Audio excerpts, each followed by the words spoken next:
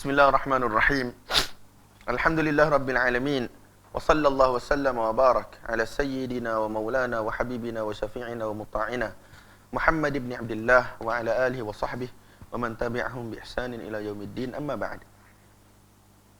Tuan-tuan, sebelum kita mula, sekali lagi saya nak i'lan pasal kitab ni. Hak ni hak terjemahan bahasa Inggeris daripada kitab asal bahasa Urdu. Tajuk dia ialah Ma'ariful Quran, yang ditulis oleh Maulana Mufti Muhammad Syafi' rahmatullahi alaih. Tak silap saya pakcik kepada Mufti Muhammad Taqi Al-Uthmani, mufti yang masyhur di Pakistan. Dia asalnya dalam bahasa Urdu, 8 jilid, Ma'ariful Quran. Saya ada edisi Urdu, dan kebetulan edisi ni yang ada di KL yang saya bawa bersama dengan saya. So saya bawa edisi ni lah. Dan sebagaimana saya beritahu dalam daurah yang lepas, memang saya banyak pegang tafsir ni je lah. Bukan sebab apa, sebab dia ni adalah tafsir yang mana dia dah kumpul daripada kitab-kitab yang sebelum ni. Sebab tu bila ada poin-poin yang dia bawa, dia akan bagi tahu di hujung tu macam Qurtubi, maksudnya tafsir Qurtubi. Kalau Madhari tu maksudnya tafsir Madhari. Maulana Sanaullah ke Maulana apa nama dia, tak ingat, yang tulis. Dan kalau daripada Ibnu Kathir, dia akan bagi tahu daripada Ibnu Kathir. Dan dia dalam bahasa Inggeris, jarang kita nak jumpa tafsir daripada orang yang alim, yang diperakui kedudukan ilmu dia, ditulis dalam bahasa Inggeris dan diterjemah dalam bahasa Inggeris, diselia oleh orang yang alim. Terjemahan dia di bawah selian Mufti Taqi Uthmani sendiri. Dan dia memang power, orang Kelantan kata bijak dalam bahasa Inggeris. Jadi kita boleh yakin dengan terjemahan dan kita boleh yakin dengan tulisan asal. Masalahnya hari ni, kita bila cerita tentang tafsir, saya tak tahulah dalam bahasa Inggeris ada tafsir apa yang baik. Adalah kita tahu macam penerbitan Darussalam yang banyak keluarkan buku-buku bahasa Inggeris di Saudi. Dia ada buat macam mungkin ringkasan tafsir Ibnu Kathir dan seumpamanya dalam bahasa Inggeris, yang diterjemah oleh orang alim juga, biasanya daripada lulusan pengajian Islam yang berbahasa Inggeris, native speaker bahasa Inggeris. Jadi cuma apa yang saya nak sampaikan, rujukan tafsir bahasa Inggeris ni terhad, tuan-tuan. Paling banyak orang akan pegang ialah terjemahan sahaja. Siapa nama penterjemahan kalau tafsir bahasa Inggeris, mesti orang akan quote nama dia. Saya pun tak ingat, Yusuf Ali ke apa.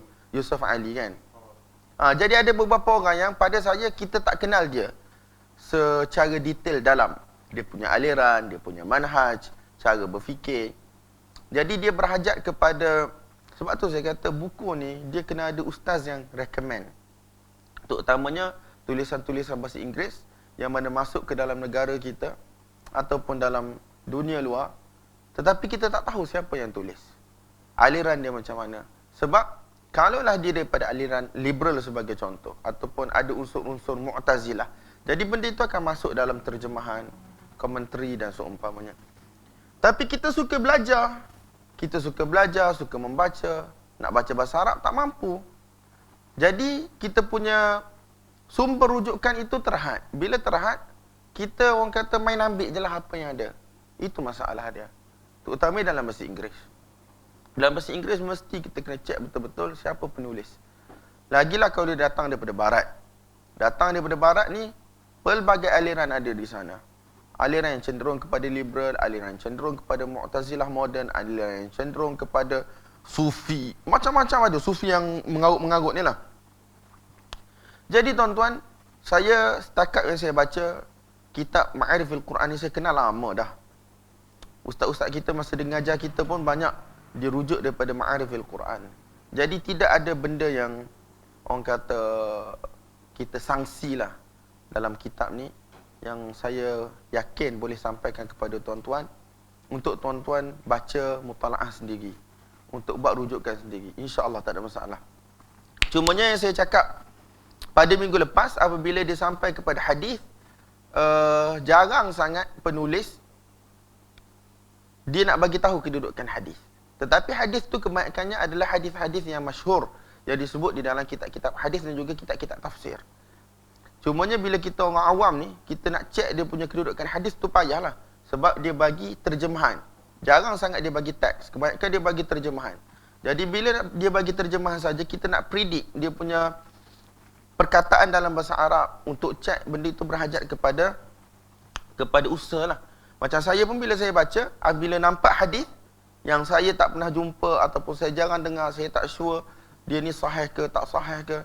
Jadi saya akan cek dalam teks Arab dan saya akan tulis nota saya di buku ni. Tetapi in general, apa yang saya cek, sekurang-kurangnya hadis tu sebahagian ulama kata hasan ataupun sahih.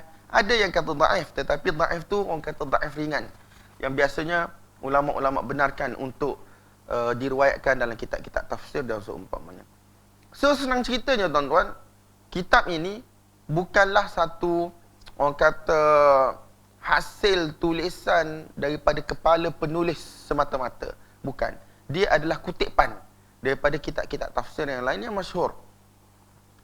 Jadi tuan-tuan, ini antara kitab yang baguslah kalau tuan-tuan rajin untuk baca. Dan bahasa Inggeris dia agak tinggi. Ada banyak perkataan yang mana saya kena cek dalam kamus juga dan cara sebut. Sebab memang bahasa dia tinggi. Bahasa dia tinggi, memang sangat tinggi.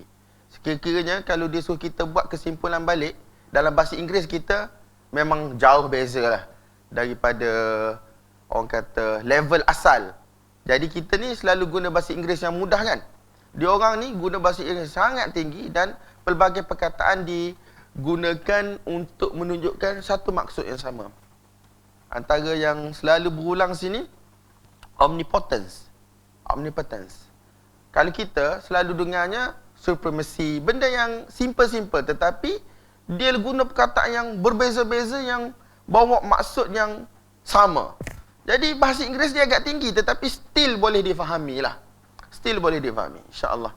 Jadi kalau tuan-tuan rajin, boleh beli dalam, ataupun kita bagi tahu kat Abu Talha kalau dia boleh cari, letak jual sini. Jangan jual mahal sangat.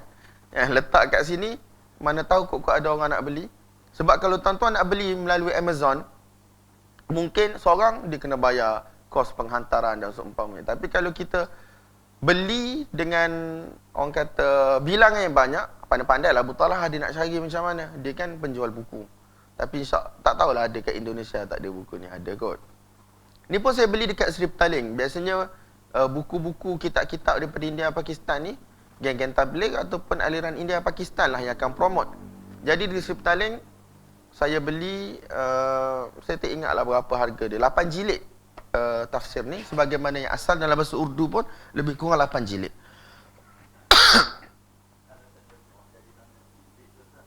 Tak, dia memang terjemah, bukan terjemah Melayu, terjemah Inggeris. Dia memang dah terjemah Inggeris. Daripada Urdu 8 jilid, yang terjemah Inggeris pun 8 jilid. Ma'arifil Quran. Dia dah ada apps. Tajuk Ma'arifil Quran. Kebanyakan kitab Mufti Taqi dia ada apps. Tu kata geng-geng India Pakistan, dia orang punya thiqah dengan ulama mereka. Sampai mereka boleh buat banyak kitab-kitab dalam bentuk apps. Ulama Arab pun buat jugalah, tapi tidak. Ulama Arab pun buat betul. Tapi kita Melayu ni macam kita tak ada apa-apa dalam bidang ilmu kita. Wallahu alam. Ada? Ada, memang ada apps, saya tahu. Tapi apps ni saya tak suka sebab kita tak boleh nak conteng, kita tak boleh nak baca, tak boleh nak baca dengan baik lah maksudnya. 9 Mac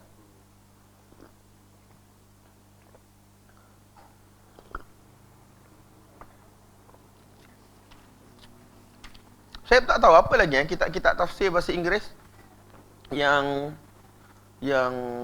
tuan-tuan selalu jumpa. Ibn Kathir kan? Apps. Yang biasa kalau ada apps ni dia ada yang terjemah cetak juga kan? Apa dia? Green tag. Ni yang mukhtasar dia. Sahih Ibn Kathir lah biasanya. Mukhtasar Sahih Ibn Kathir.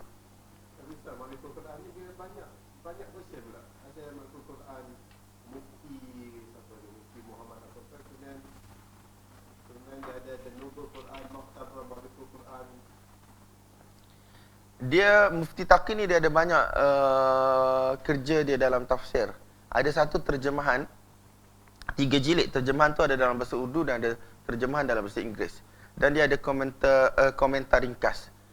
Tapi saya pun tak tahu sebab saya jarang tengok apps tu. Tapi saya tahulah benda tu ada dalam apps. Dalam bahasa Urdu pun ada ni? Dalam bahasa Urdu ada, dalam bahasa Inggeris ada.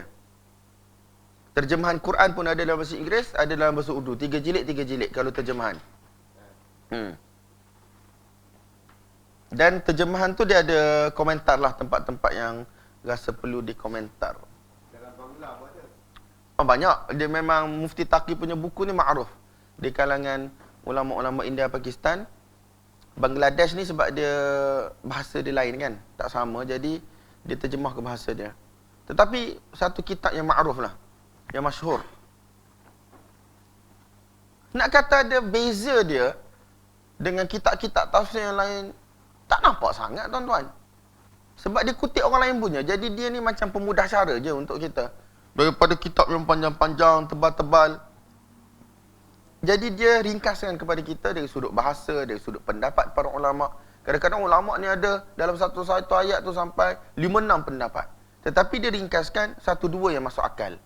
Bukanlah kata yang lain tu tak masuk akal, tapi masuk akal untuk orang awam faham.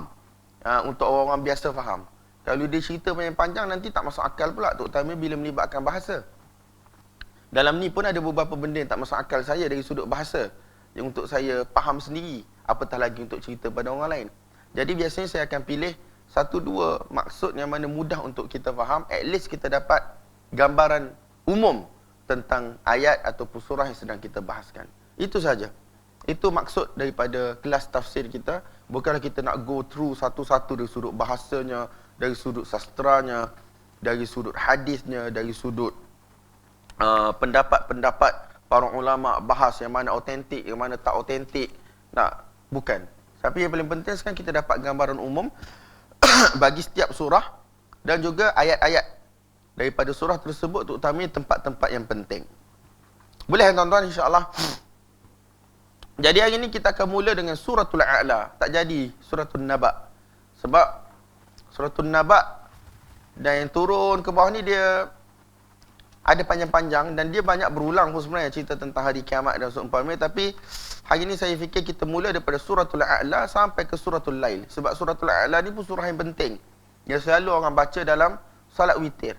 Kadang-kadang bulan Ramadan tu 30 hari kita dengar 30 kali suratul A'la. Kalau imam baca suratul A'la lah. Tetapi satu gambaran apa pun kita tak nampak daripada surah tersebut. Apatah lagi nak tahu perkataan-perkataan membawa maksud apa. Nampak tak? Yang paling penting, kita cuba insya-Allah semampu kita. Bismillahirrahmanirrahim. Suratul A'la. Suratul A'la, Al-A'la yang paling tinggi. Al-A'la yang paling tinggi. Yang paling tinggi. Dan surah ini ialah surah Makkiyah.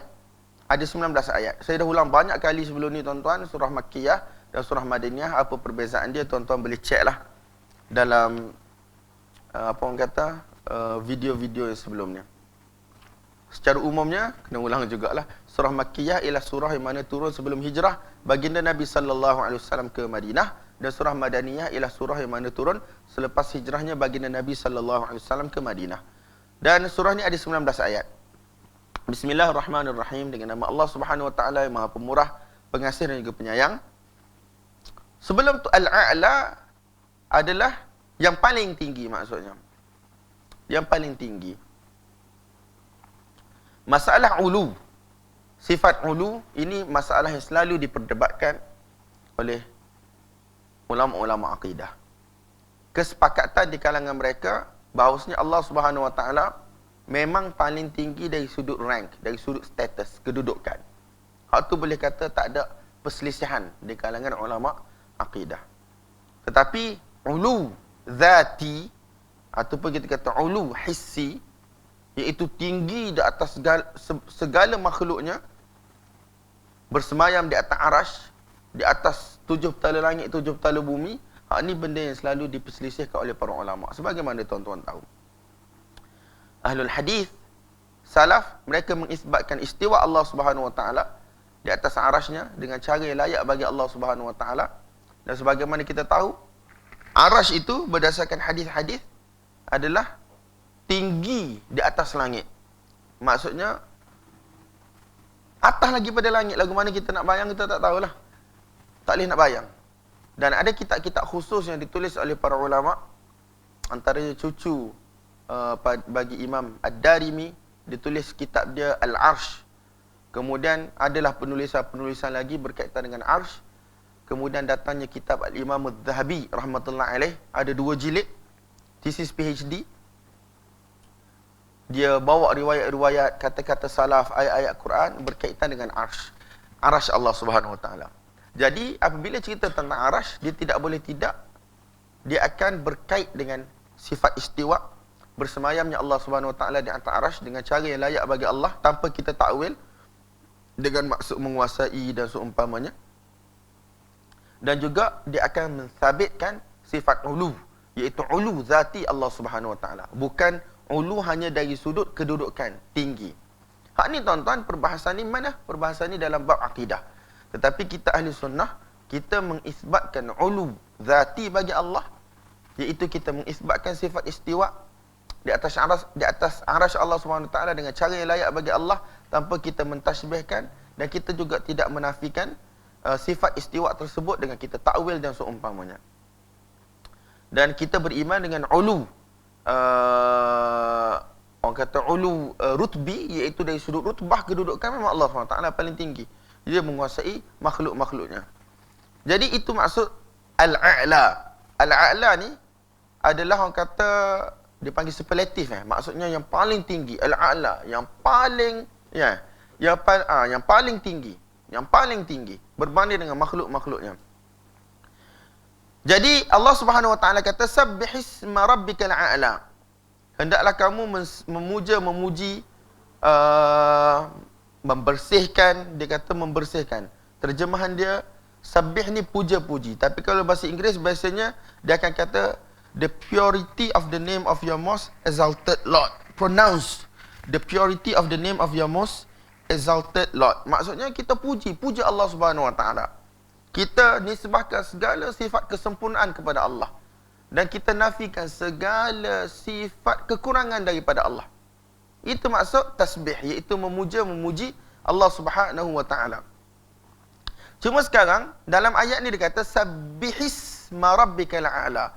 Puja-puji nama Tuhan kamu yang paling tinggi.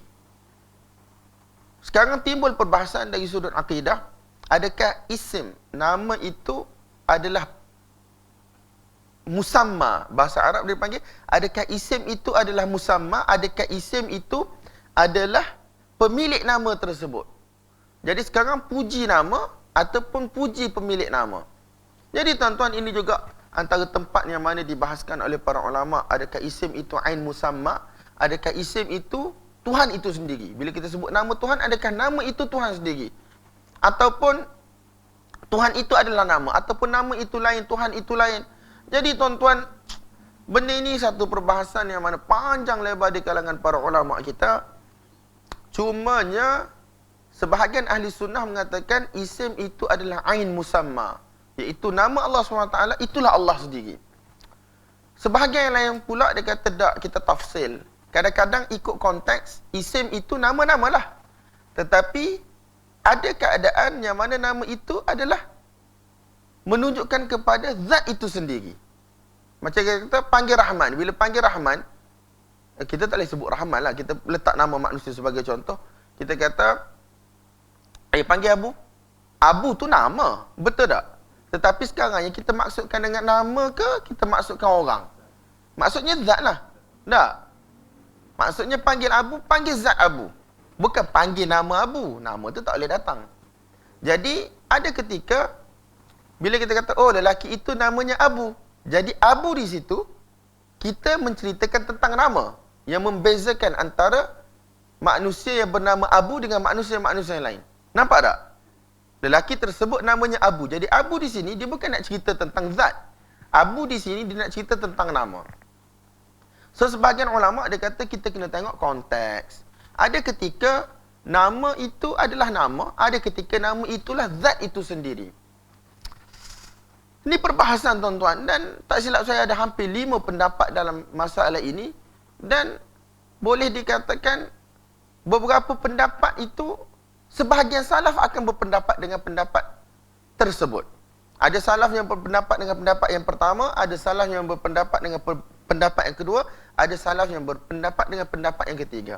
Tetapi yang masyhur, yang ulama-ulama kita sebut, nama itu adalah ainud zat, iaitu zat itu sendiri, dan ada yang mana bezakan menurut konteks. Ala kullin,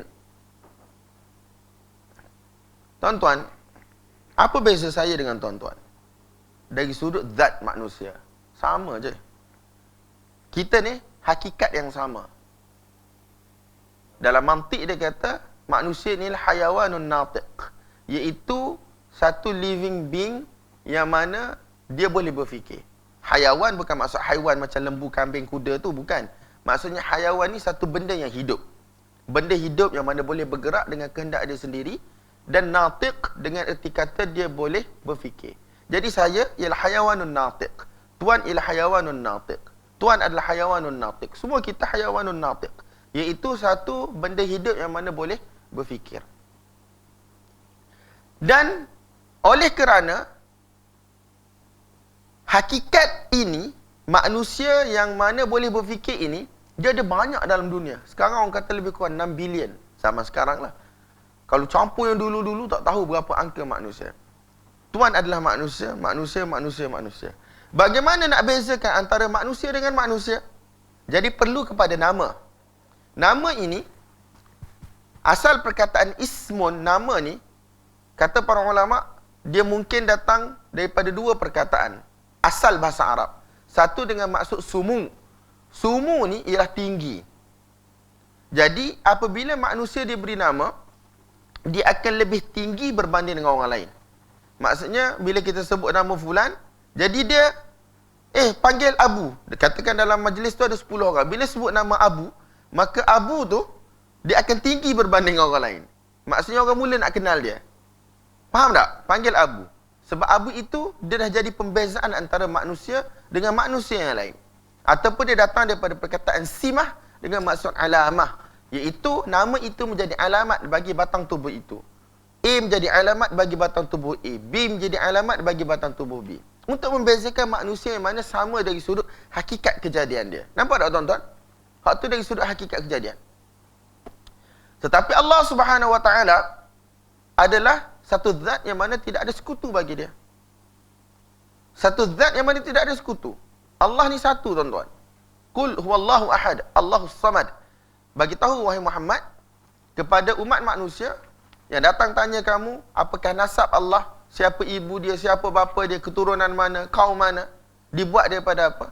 Allah Subhanahu Wa Taala bagi tahu, wahai Muhammad, bagi tahu kepada orang yang bertanya, sesungguhnya Allah Subhanahu Wa Taala itu esa. Tidak lahir, tidak melahirkan, tidak dilahirkan untuknya, tidak ada ayah, tidak ada ibu, tidak ada anak. Tuhan yang mana menjadi tumpuan bagi seluruh makhluk. Jadi, kalau Allah Subhanahu Wa Taala itu satu, esa, kenapa perlu ada nama yang banyak? Sebab nama ni asalnya adalah untuk membezakan antara individu-individu yang berlainan yang sama hakikat dia. Kita ni individu yang berlainan, tetapi hakikat kita sama. Hakikah kita sama. Nampak tak? Nama itu adalah untuk membezakan. So sekarang, Allah Subhanahu Wa Taala zat yang satu. Kenapa perlu letak nama yang banyak?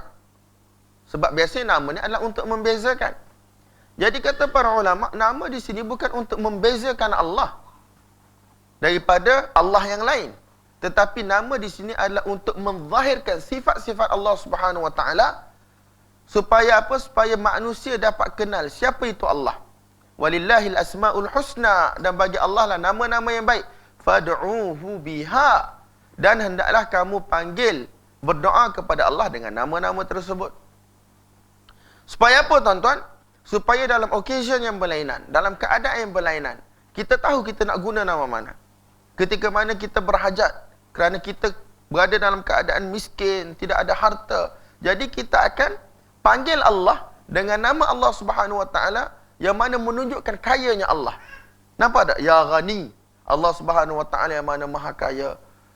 Dan lagi yang lain-lain lah. Kalau kita ni satu orang pendosa, satu orang pendosa yang mana melakukan banyak dosa, nak kita ingin kembali bertaubat kepada Allah, kita akan kata Ya Ghafur, Ya Ghaffar, Ya Tawwab. Kita panggil Allah Subhanahu Wa Taala dengan nama-nama yang mana bersesuaian dengan keadaan tersebut. Kalau panggil Ya Allah saja pun tak ada masalah, tuan-tuan. Tetapi kalau kita guna, orang kata nama yang berlainan, bersesuaian dengan keadaan, terutamanya semasa kita berdoa memohon kepada Allah Subhanahu Wa Taala, maka itu lebih menjadikan kita faham siapa itu Allah Subhanahu Wa Taala. Sebab tu Allah Subhanahu Wa Taala guna nama Allah Subhanahu Wa Taala di dalam ayat yang berlainan, nama yang berlainan. Allah Subhanahu Wa Taala tutup satu-satu ayat dengan sifat dia yang berlainan, yang sesuai dengan konteks ayat tersebut. Nampak tak, tuan-tuan? Jadi, tutup ayat ni, dalam kitab tafsir, dia akan bagi perhatian yang begitu besar. Dia akan bagi perhatian yang begitu besar. Kenapa ditutup dengan innallaha kana tawwaba? Sebagai contohlah, saya pun tak ingat ayat banyak sangat kan. Innallaha ghafurur rahim, innallaha ala kulli syai'in qadir, innallaha sami'un basir. Sebagai contoh. Kenapa ditutup dengan nama-nama ini, dengan sifat-sifat ini? Selepas satu-satu ayat dibawa oleh Allah Subhanahu Wa Taala. Benda itu ulama-ulama tafsir akan bahas secara panjang lebar. Bahkan para ulama kita, mereka tulis syarah bagi Al-Asma'ul Husna, nama-nama Allah Subhanahu Wa Taala yang baik-baik ini. Al-Imamul Ghazali antaranya syarah di dalam kitab dia, dan ulama-ulama lain banyak, tuan-tuan. Jadi sekarang sabbihisma rabbikal a'la, pujilah nama Tuhan kamu yang maha mulia, yang maha tinggi. Jadi sekarang maksudnya puji Allah yang maha mulia, yang maha tinggi. Nampak tak? Puji Allah yang maha mulia, maha tinggi.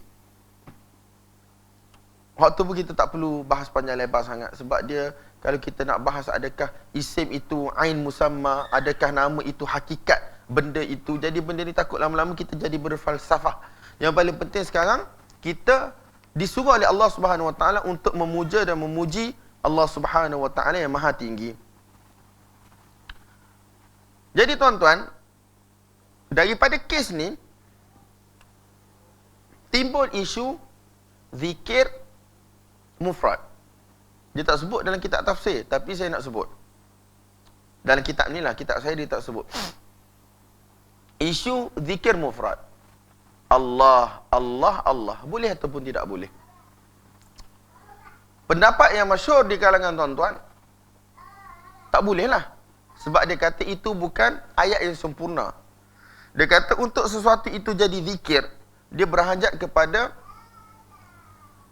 satu ayat yang mana sempurna. Macam Allahu Akbar, Subhanallah, tak, Maha Suci Allah, Allahu Akbar, Allah Maha Besar. Baru dia kata boleh. Sebab dia kata, kalau kita sebut Allah, Allah, Allah sahaja, benda itu tidak memberi makna. Tapi ulama-ulama lain, ramai mengatakan, zikir mufrad itu dibenarkan, dibolehkan.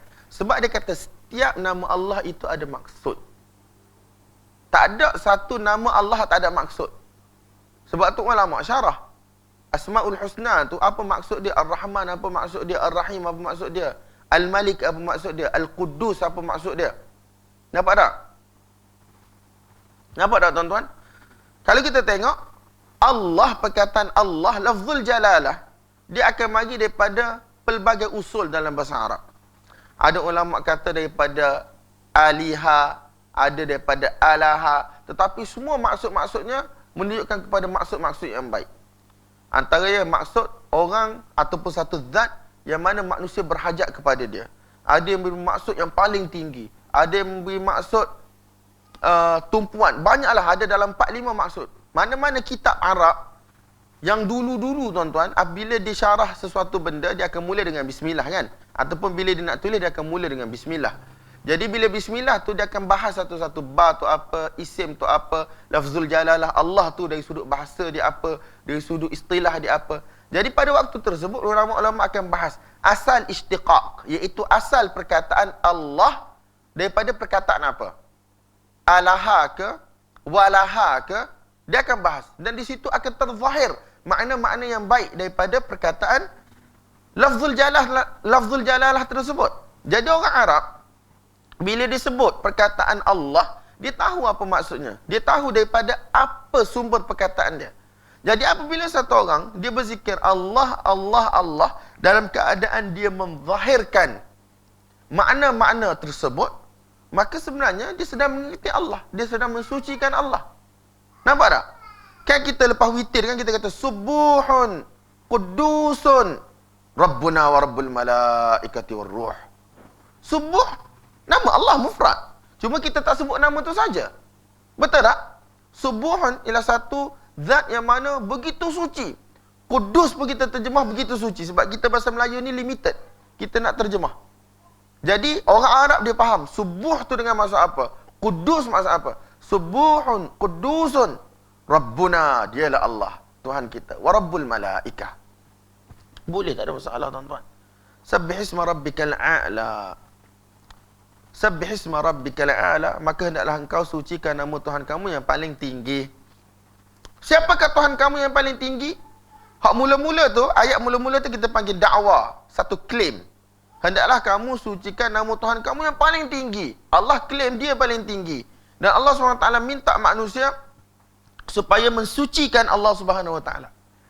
Tuan-tuan, ayat nombor 1 ni juga dia boleh bawa kita kepada perbahasan akidah yang panjang lebar. Adakah Allah SWT punya perbuatan ada tujuan ataupun tidak? Adakah Allah SWT punya perbuatan ada tujuan ataupun tidak daripada pihak Allah? Dia panggil adakah af'alullah mu'allalah?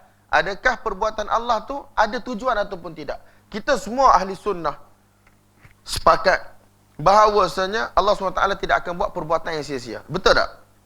Perbuatan tu tak ada sia-sia. Perbuatan Allah tak ada sia-sia. Perbuatan Allah semua ada hikmah. Berdasarkan ayat-ayat Quran yang banyak, Allah Subhanahu Wa Taala ni hakim. Maha kata apa? Terjemah hakim yang penuh dengan hikmah, wise. Satu zat yang mana buat satu benda dalam keadaan berhikmah. Tidak ada kata main buat je, try and error, tak ada. Allah ni hakim. Satu orang yang mana penuh dengan hikmah perbuatan dia. Alim, satu zat yang mana begitu mengetahui. Jadi apabila Allah Subhanahu Wa Taala buat satu-satu benda, kita sepakat bahawasanya Allah Subhanahu Wa Taala tidak berhajat kepada kita sepakat bahawasanya Allah Subhanahu Wa Taala tidak akan buat perbuatan yang sia-sia. Sejuk dahi saya.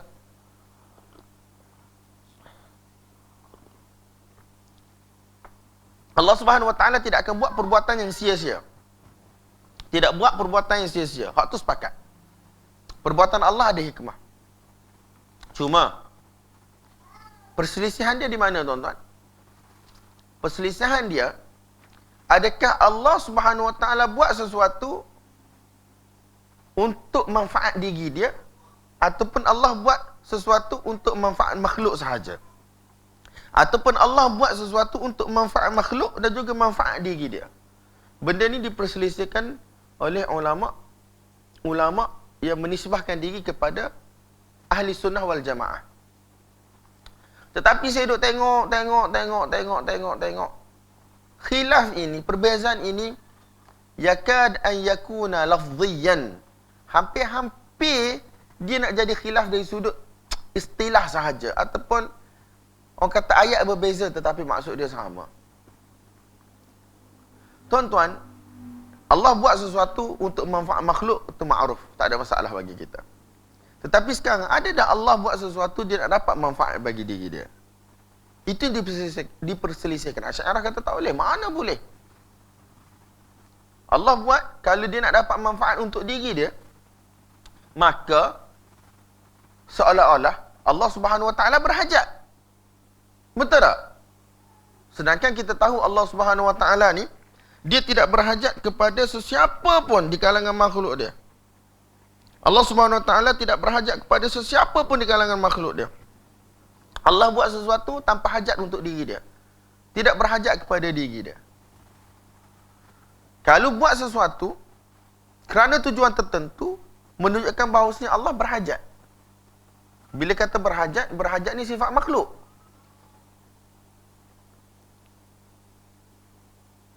Berhajat ni sifat makhluk. Dia apa yang ada dalam matan tu dia sebut? Thumma al-mukhalafatu wal ghina tala kadhaka wahdaniyatun kama jala. Kaunuhu qadiran muridan alima hayyan sami'an basira. Wa min khulfihi lil khalqi nafyul gharadi. Dalam matan Aqidah Asy'ariyah Hashimiyah tajuk dia. Dia kata wa min khulfihi lil khalqi nafyul gharadi, dan antara sudut perbezaan Allah Subhanahu wa taala dengan makhluk. Maksudnya Allah Subhanahu wa taala ni tak sama dengan makhluk, iaitu nafyul gharadi, iaitu Allah Subhanahu wa taala tidak berhajat. Secara umumnya kita terimalah Allah Subhanahu wa taala tidak berhajat. Akidah kita memang Allah tidak berhajat kepada makhluk. Betul tak tuan-tuan? Jadi sekarang, adakah Allah buat sesuatu? Ada benda yang dia nak untuk diri dia. Jadi dia kata, kalau Allah buat sesuatu untuk dipuji ataupun untuk dapat manfaat, benda itu menunjukkan kepada Allah SWT berhajat.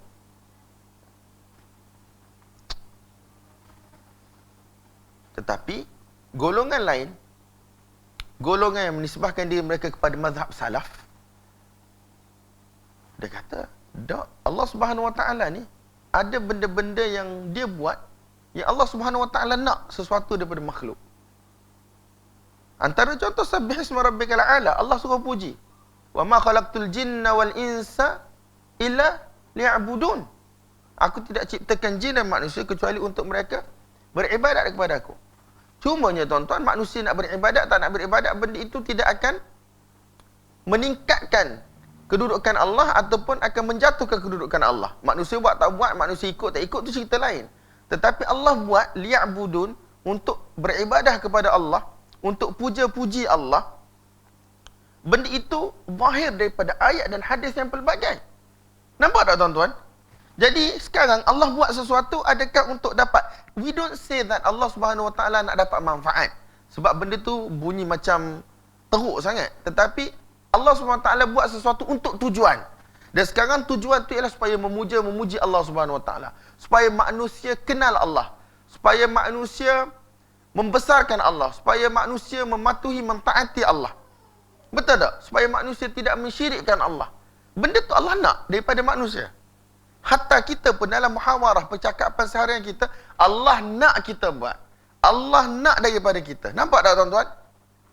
Jadi wallahu alam. Saya tak tahulah tuan-tuan nak pegang pendapat mana, tuan-tuan nak bersama siapa dalam isu ni. Tetapi saya percaya, yakin bahawasanya khilaf tersebut ialah khilaf lafzi. Iaitu sembang-sembang panjang-panjang ayat tu, ayat ni pun sebenarnya kita sama sepakat Allah SWT tidak berhajat kepada manusia dengan erti kata sebagaimana berhajatnya manusia. Kalaulah manusia tak dapat apa dia kehendaki, maka akan turun dia punya status, akan jadi bahaya, mudarat. Benda itu tidak akan sekali-kali berlaku pada Allah. Tetapi Allah SWT nak zahirkan kedudukan dia pada makhluk, kekuatan dia. Allah SWT suruh manusia puji. Allah cipta manusia pun adalah untuk beribadat kepada Allah. Nampak tak tuan-tuan? Ala kullin, sabbih isma rabbikal a'la. Allah SWT menyuruh untuk manusia memuji Allah SWT yang maha tinggi.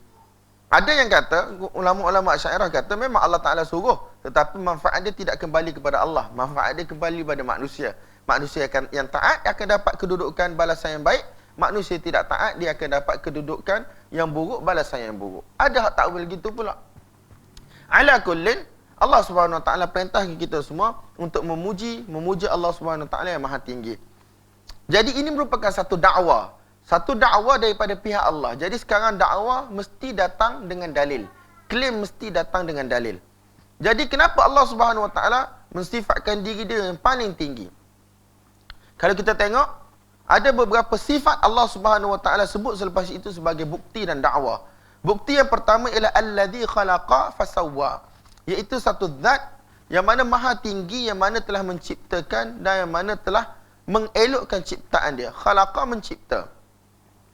Mencipta ni tuan-tuan bukan dengan maksud cipta bahasa kita, cipta robot, cipta kereta, no. Cipta dari sudut bahasa Arab, khalaqa ni, dia adalah bawa satu benda daripada ketidakwujudan, pure non-existence, tidak wujud sama sekali, kemudian Allah bawa keluar tanpa berhajat kepada bantuan daripada mana-mana makhluk. Daripada ketidakwujudan, Allah Subhanahu Wa Taala bawa kepada kehidupan. Nampak tak tuan-tuan? Allah Subhanahu Wa Taala cipta 7 petala langit, 7 petala bumi. Bukan daripada benda, daripada kosong, daripada tidak ada apa-apa, tanpa bantuan siapa-siapa. Daripada tanah-tanah, Allah Subhanahu Wa Taala cipta Adam AS. Suruh malaikat pergi ambil tanah, cipta Adam AS dengan tangan Allah yang mulia.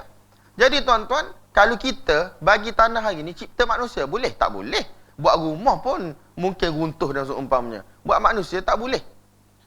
Itu pun berhajat kepada pertolongan. Tak, dengan jenteranya, mesinnya, tenaga buruhnya, macam-macam benda kita berhajat tuan-tuan. Tak ada air, tak boleh buat kerja. Allah cipta air bukan daripada bahan-bahan. Kalau tak ada electricity, kita tak boleh buat kerja. Tapi Allah SWT dicipta allazi khalaq, yang mana telah mencipta manusia daripada tidak ada kepada ada, tanpa bantuan daripada mana-mana makhluk dia. Maka dia adalah Tuhan yang paling tinggi.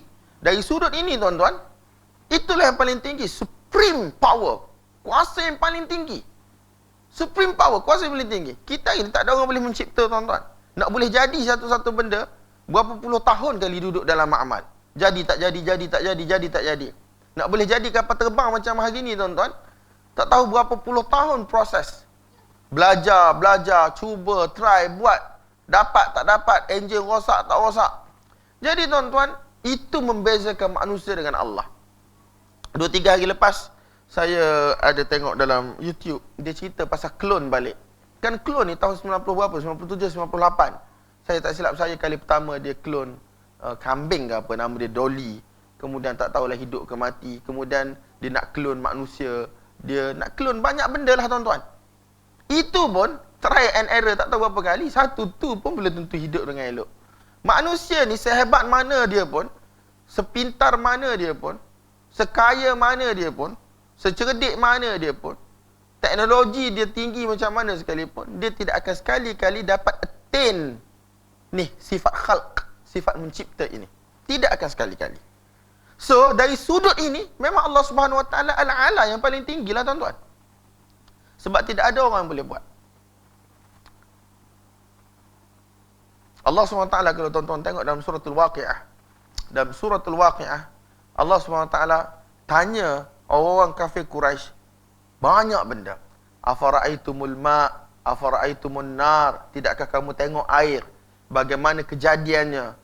Bagaimana sifatnya? Tidakkah kamu tengok api bagaimana? Tidakkah kamu tengok bagaimana kamu diciptakan? Daripada apa kamu diciptakan? Ada manusia yang mandul, ada manusia yang tidak mandul. Kita ni tuan-tuan, manusia ni tak ada orang jumpa tepi jalan. Tiba-tiba kita tengok satu orang terbentuk di tepi jalan. Tak ada. Ada tak? Kita jumpa anak kena buang tepi jalan, ada. Tetapi melalui proses. Lahir ni mesti mengandung dulu. Mengandung mesti ada persetubuhan antara lelaki dengan perempuan. Laki-laki tak jadi, perempuan tak jadi anak. Dan orang Arab ni, dia sangat suka anak lelaki. Dia kahwinlah dengan ramai mana perempuan pun, kalau dia nak anak lelaki, Allah takdirkan keluar anak perempuan, keluar anak perempuan. Kahwinlah lama mana pun, kalau Allah takdirkan dia ni aqim, mandul, tak boleh anak. Jadi semua benda tu Allah tanya. Manusia ni dia nak anak lelaki. Kahwin tu gak, nak anak lelaki. Tetapi tak dapat anak lelaki yang dia nak. Tak dapat anak langsung pun ada. Sebab manusia tak boleh cipta apa benda yang dia nak. Ini merupakan kata perbezaan yang begitu besar antara manusia dengan Allah. Iaitu sifat khalq dan juga ijad. Untuk mewujudkan sesuatu dan mencipta sesuatu. Sebab tu Allah SWT lepas dia kata, Sabbih isma rabbikal a'la, hendaklah kamu memuji Tuhan kamu yang paling tinggi. The first sifat, the first attribute yang Allah SWT bawa ialah sifat khalq. Benda ni tak ada pada makhluk. Nampak tak? Benda ni tak ada pada makhluk.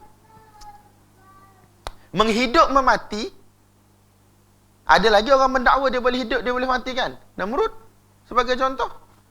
Nah, bila dia bawa bila Nabi Ibrahim AS bagi tahu Tuhanku yang mana boleh menghidup mematikan. Dia kata, aku boleh menghidup mematikan. Dia boleh dakwa lagi. Sampai setara tu. Dia kata orang yang mana telah, sebagaimana tuan-tuan tahu, dua orang yang mana telah dijatuhkan hukuman bunuh, seorang dilaksanakan hukuman tersebut, maka aku mematikan dia. Dan seorang lagi, aku telah ampunkan dia, maka aku memberi kehidupan pada dia. Still dalam bab menghidup mematikan ni pun, ada orang boleh claim, boleh dakwa. Tetapi there is no single person dalam dunia ni yang mana dia boleh claim aku mencipta. Tak ada. Sampai sudah. Sampai sudah. Sampai sudah. Kita tak pernah dengar, tuan-tuan, dalam mana-mana sejarah orang mana mengaku menjadi Tuhan, dia kata aku boleh mencipta. Tak ada. Tak pernah dengar. Betul tak, tuan-tuan? Tak pernah dengar. Tak pernah dengar sampai hari ini. Subbihisma rabbikal a'la. Firaun laknatullah alaih, paling teruk pun dia boleh mendakwa dia tak pernah buang air. Dalam cerita-cerita tak tahulah Israeliat ke tak, dia tak buang air. Ataupun cuma sekali bila ada orang kata, kita tak tahu betul ke tak, bila dia kata bila nampak ular Nabi Musa AS yang besar tu, sekali itulah dia terkincit ke dia terkencing ke apa, tak tahulah benda kita dengar. Nak royak dia ni, Allah bagi satu kemampuan pada dia, sekira-kiranya dia bertambah arrogant dengan perasaan dia tu Tuhan. Nampak tak? Sifat-sifat yang tidak ada pada manusia biasa. Jadi dia rasa dia Tuhan, dia Tuhan. Tetapi dia tak pernah mendakwa dia boleh mencipta. Tak pernah. Nak buat tangga yang besar tu, pentas yang besar tu, untuk naik ke langit, nak tengok Tuhan Musa tu pun dia tak buat sendiri. Dia suruh pekerja dia buat. Haman. Dia suruh Haman buat dengan pekerja-pekerja. Nak rayap, dia tak mampu. Kalau suruh dia buat piramid, letih dia seorang, tuan-tuan. Nampak tak? Nak suruh buat piramid, benda yang manusia boleh buat, dia tak boleh buat pun. Kalau dia berseorangan tanpa bantuan daripada rakyat Mesir, tak boleh buat. Apatah lagi nak cipta satu benda yang mana betul-betul tak pernah wujud. Bawa kepada kewujudan. Tak boleh. Ini adalah sifat semata-mata sifat Allah Subhanahu wa ta'ala. Ada orang tanya saya, habis dah hari ni? Daripada surah An-Naba sampai kepada surah Al-Lail. Tuan-tuan rasa habis ke tak? Saya rasa saya start daripada pukul berapa tadi? Lebih kurang 9.45 lebih kurang. Lah ni 9.20. 10.20. Allazi khalaqa fasawwa. Allah Subhanahu wa taala yang mencipta, bukan setakat cipta. Apa yang Allah Taala cipta cantik. Fasawwa daripada kalimah taswiyah. Taswiyah sawwa, taswiyah itu menyamakan. Maksudnya proportion sesuatu benda yang Allah Subhanahu wa taala buat tu cantik. Hak ni sebab tu dalam Quran yang banyak Allah SWT, bukan Quran banyak, maksudnya dalam ayat Quran yang banyak Allah SWT kata wa fi anfusikum afala tubsirun. Kamu tak tengok ke ciptaan kamu macam mana? Kamu tidak kaji ke?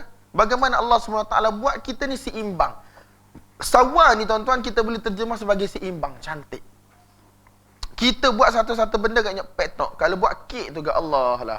Saya tengok dalam Facebook yang suami-suami yang sayang pada bini dia kan, yang dia post kek-kek yang dia buat oleh bini dia, masakan yang dia buat oleh bini dia tu. Sedih tengok. Tak jadi kek, puluh kali try, 10 kali tak jadi. Hari ni koko, esok hitam, lusa masin. Manusia kan, tukang masak pun kalau dia masak hari-hari tak sama, tuan-tuan. Tak ada, saya pergi satu kedai tu, dia kata apa pandangan tentang kedai ni, kualiti masakan. Saya kata biasalah manusia masak, ada hari sedap, ada hari tak sedap. Takkan ada hari yang mana semua sama sedap. Tidak akan ada, tuan-tuan. Manusia ni memang perbuatan dia sentiasa berubah-ubah, tak sama. Buat meja, kadang-kadang sengit, kadang-kadang betul. Tak. Buat rumah, kadang-kadang cantik, kadang-kadang tak cantik. Hari ni merekah, lusa merekah, runtuh. Kalau Terengganu tu, stadium tak tahu berapa kali runtuh. Tak. Jalan raya begitu juga, sengit, bumping. Manusia buat, tuan-tuan. Tetapi Allah dia buat allazi khalaqa fasawwa. Allah SWT cantikkan. Allah SWT cantikkan, seimbang cantik, tuan-tuan. Sebab tu dalam suratul Mulk yang kita duk baca tiap-tiap malam tu, sebelum kita tidur tu, Allah SWT sebut tentang penciptaan langit. Tak. Macam mana ayat dia? Tabarakalladzi biyadihil mulku wa ala kulli syai'in qadir. Alladzi khalaqal mauta wal hayata liyabluwakum ayyukum ahsanu amala wa huwal azizul ghafur. Alladzi khalaqa sab'a samawatin tibaqa. Lepas tu, ma tara fi khalqir rahmani min tafawut. Subhanallah. Kamu tak tengok pun dalam ciptaan Allah Subhanahu wa taala, Ar-Rahman di situ ialah zat Allah lah, walaupun guna nama Ar-Rahman tetapi maksud di situ ialah zat. Ma tara fi khalqir rahmani min tafawut. Tidak ada perbezaan. Tidak ada kata fluctuate daripada penciptaan Allah. Langit ni lagu ni, belah ni nampak merekah sikit ataupun sengit sikit. Tidak ada. Ma tara fi khalqir rahmani min tafawut. Farji'il basar. Maka kamu ulang-ulang mata kamu. Tengok, turun. Tengok, turun. Tengok, tunduk. Tengok tak? Farji'il basara. Hal min futur. Ada tak? Futur tak keta. Tak keta. Hal min futur. Farji'il basara. Betul tak ayat tu? Farji'il basara. Betul tak ayat dah? Farji'il basara. Hal taraka hal min futur. Farji'il basara. Betul lah. Hal tara min futur. Kamu tengok ada tak? Crack di sana sini. Tak ada. Allah SWT ciptakan langit tanpa tiang. Bumi sebagai hamparan. Bintang-bintang yang mana menghiasi langit. Ada tak hal min tafawut? Ada tak kamu nampak selepas puluh tahun kita hidup, langit tu nampak macam dia nak semakin tumbang ataupun nak semakin runtuh? Merekah sana sini tak ada. Rumah kita buat 10 tahun tuan-tuan, merekah sana sini dah. Kalau ceiling ni tak semakin, orang Kelantan kata semakin nak jatuh ni, dia panggil gleding. Orang Kelantan panggil gleding. Tak tahulah bahasa Melayu panggil apa. Tahu tak gleding? Tahu, saya tak kerti nak terjemah, saya kerti gleding ya. Kalau buku tu, dia ada kan, kalau kita tengok buku tu jadi macam, tak tahulah bahasa dia. Saya tahu gleding ya orang panggil. Dia jadi macam bila dia kena panah tu kan, dia macam keropok, menggeletek. Tak tahulah orang panggil, orang Kelantan panggil gleding. Jadi lembut, gelembung. Gitulah lebih kurang. Jadi benda tu tuan-tuan tak ada dalam ciptaan Allah SWT. Ini sifat Allah SWT yang pertama, alladzi khalaqa fa sawwa. Dialah Allah SWT yang mana telah mencipta dan telah menjadikan ciptaannya begitu baik. Proportion manusia. Hak ni kita dah bahas panjang lebar tuan-tuan dalam surah Tin sebelum ni. Laqad khalaqnal insana fi ahsani taqwim. Kami telah cipta manusia dalam keadaan yang paling baik, perkiraan yang paling baik. Mata di sini, hidung di sini, telinga di sini, mulut di sini, kaki tangan sama dari sudut apa panggil susunan dia. Semua tu kita dah bahas panjang lebar sebelum ni. Cuma sekarang Allah Subhanahu Wa Taala sebut dalam satu perkataan je, sawwa, iaitu Allah Subhanahu Wa Taala buat dalam keadaan seimbang dan cantik. Dan dialah Allah wallazi qaddara fahada, dan dialah Allah Subhanahu Wa Taala yang telah menetapkan, kemudian dan dialah Allah Subhanahu Wa Taala yang mana telah memberi petunjuk. Qaddara ni tuan-tuan daripada perkataan takdir. Perkataan takdir ni dia ada banyak maksud. Perkataan takdir ni dia ada banyak maksud. Antara maksud takdir ialah memberi maksud menentukan, mengukur, menyeimbangkan. Nampak tak? Itu antara maksud takdir dari sudut bahasa Arab. Qaddara dengan maksud takdir.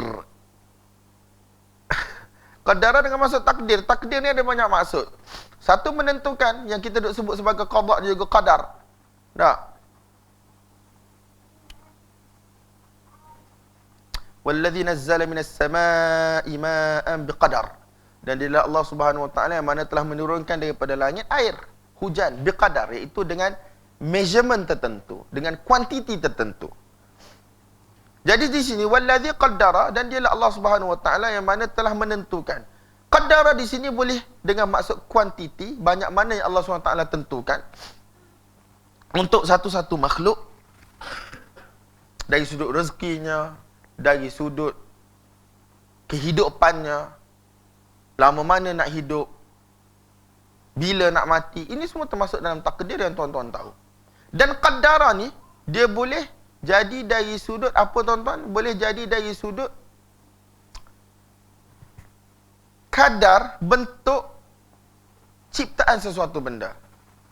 Dia boleh pergi dengan maksud sawwa tadi. Dia boleh pergi dengan maksud sawwa tadi, iaitu Allah Subhanahu Wa Taala yang mana menentukan kadar apa yang dicipta oleh Allah Subhanahu Wa Taala. Kalau manusia, panjang pendek dia macam mana? Tak, bagaimana kaki dia seimbang dengan tangan dia, dengan kepala dia, dengan badan dia. Itu pun juga termasuk dalam perkataan qaddara.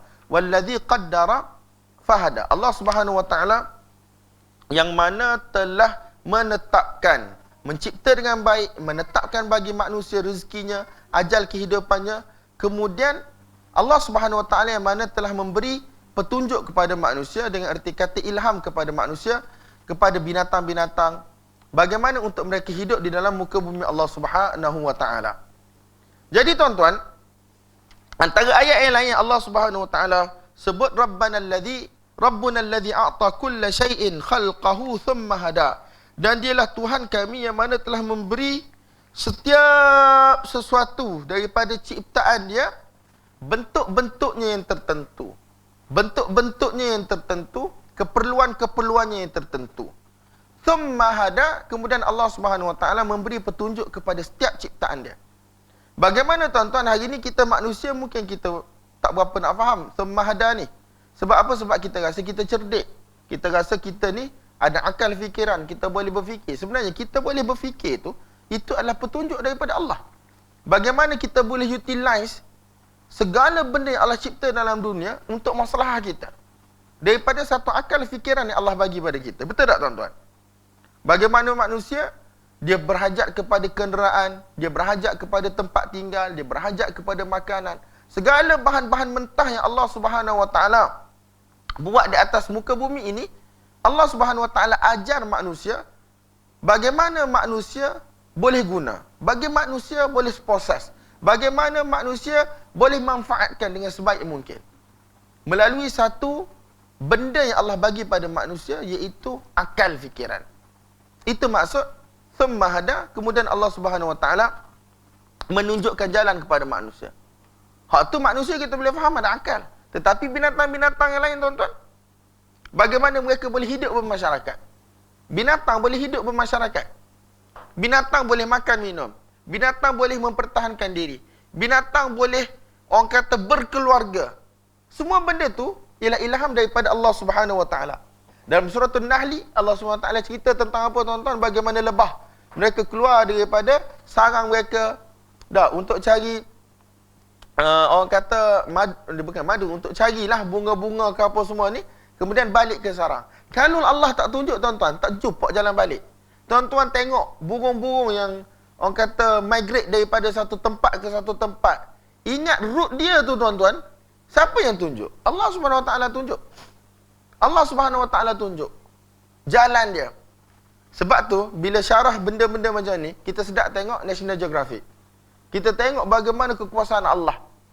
Bagaimana kekuasaan Allah dalam mencipta, memelihara binatang-binatang yang mana pada kita ni, kehidupan seharian kita tak pernah fikir pun. Bagaimana sistem semut, dia dengan dia buat sarang, cari makan. Semua benda ni Allah Subhanahu Wa Taala yang buat tuan-tuan. Sebab tu kita pernah beritahu sebelum ni, orang kafir ni dia banyak kaji benda yang Allah suruh kaji. Dia kaji benda yang Allah suruh kaji. Penciptaan langit dan bumi, apa yang ada di antara langit dengan bumi, apa yang ada di dalam lautan, apa yang ada di dalam hutan, dalam bumi. Puak dia maju pada kita tuan-tuan. Geng-geng tu maju daripada kita. Tapi apa tak jumpa Allah? Sebab apa? Sebab dia hanya ambil ayat, tanda-tanda yang ada pada dunia, tetapi dia tidak ambil ayat wahyu Allah. Dia tak ambil kitab. Bila dia tak ambil kitab, jadi semua benda dia tengok ni dia tak nampak. Macam-macam mana pun dia perlu melalui Alkitab dulu. Bila dia melalui Alkitab, barulah dia akan tengok semua benda dalam dunia ni dengan pandangan mata seorang hamba yang ingin membesarkan Khalik, pencipta dia. Tapi kalau dia tak ambil pandangan daripada kitab, dia hebatlah macam mana pun tuan-tuan, dia akan lupa. Sebab tu saya selalu bagi tahu, doktor-doktor perubatan ni, dia boleh tengok apa yang ada dalam tubuh badan manusia. Sistem tubuh badan manusia yang Allah buat. Geng-geng ustaz, dia boleh baca je. Wa fi anfusikum afala tubsirun? Tidakkah boleh kamu lihat? Tidakkah kamu lihat tentang tubuh badan kamu ni? Bagaimana Allah cipta? Kita boleh baca, kita boleh tafsir dan kita boleh tengok ni je tuan-tuan. Tapi doktor-doktor dia boleh tengok apa yang ada dalam sistem tubuh badan manusia. Benda yang kita tak nampak, mereka nampak. Tetapi apa kita jumpa ramai doktor, hatta yang Muslim sekalipun, banyak langgar perintah Allah. Apa? Sebab dia belajar ilmu tanpa dia mengenali Allah melalui kitab dia dulu. Jaranglah kita boleh jumpa doktor yang baik-baik. Ada doktor baik, tidak dinafikan. Tetapi nak jumpa doktor yang mana mutadayyin, beragama, nak menjaga solat dia, jaga solat berjemaah, hadir majlis ilmu, yang tidak terlibat dengan maksiat secara berleluasa. Payah nak jumpa tuan-tuan. Bukan kita nak menafikan, tetapi payah. Di negara Arab ke, di Malaysia ke, bahkan sebahagian ustaz-ustaz kita kata ramai doktor fasik. Wallahualam, kita tak tahu. Lagu mana? Sebab antaranya dia kata bersentuh lelaki perempuan, lepas tu pergaulan lelaki perempuan yang mana tidak, orang kata tidak terpelihara. Bukan doktor sajalah, banyaklah lagi kita semua pun terlibat dengan benda-benda ni. Tapi nak royaknya, apa? Kenapa orang yang mana dia tengok tanda-tanda Allah dalam body kita sebagaimana Allah perintahkan, tetapi dia tidak mendapat, orang kata, pengajaran daripada benda dia lihat. Sebab dia tidak ambil ayat Allah yang berupa wahyu dulu. Sebab selagi satu-satu orang itu dia tidak mengikut wahyu, dia tidak mengikuti wahyu, tidak memahami wahyu, manfaat-manfaat daripada benda dunia dia takkan dapat sebagaimana sepatutnya. Nampak tak tuan-tuan? So, sekarang wallazi qaddara fahada, dan dialah Allah Subhanahu Wa Taala yang mana telah menentukan, iaitu dari sudut takdir, rezeki manusia, kehidupan, kematian, yang mana telah menentukan juga bentuk tubuh badan manusia, dia punya anggota badan dan seumpamanya, dan dialah Allah Subhanahu Wa Taala yang mana memberi petunjuk. Petunjuk ni ilmu pengetahuan, orang kata ability, capability dalam diri manusia untuk menggunakan apa yang Allah Subhanahu Wa Taala cipta di dunia ini untuk maslahat kehidupan mereka. Dan kalau melibatkan binatang-binatang, Allah memberi ilham kepada mereka untuk mereka hidup. Bagaimana nak cari makan, bagaimana nak cari tempat tinggal, bagaimana nak mempertahankan diri, bagaimana nak berkeluarga, membiak. Itu semua Allah Subhanahu Wa Taala yang ajar. Nampak tak tuan-tuan? Wallazi akhrajal mar'a, dan dialah Allah Subhanahu Wa Taala yang mana telah mengeluarkan al-mar'a. Al-mar'a ni kita boleh terjemah sebagai padang ragut, yang mana tumbuh-tumbuhan di situ, dak rumput-rumput dan seumpamanya. Dia ialah Allah Subhanahu Wa Taala yang mana telah keluarkan tumbuhan-tumbuhan tersebut ataupun tanaman-tanaman. Kita boleh terjemah gitu tuan-tuan.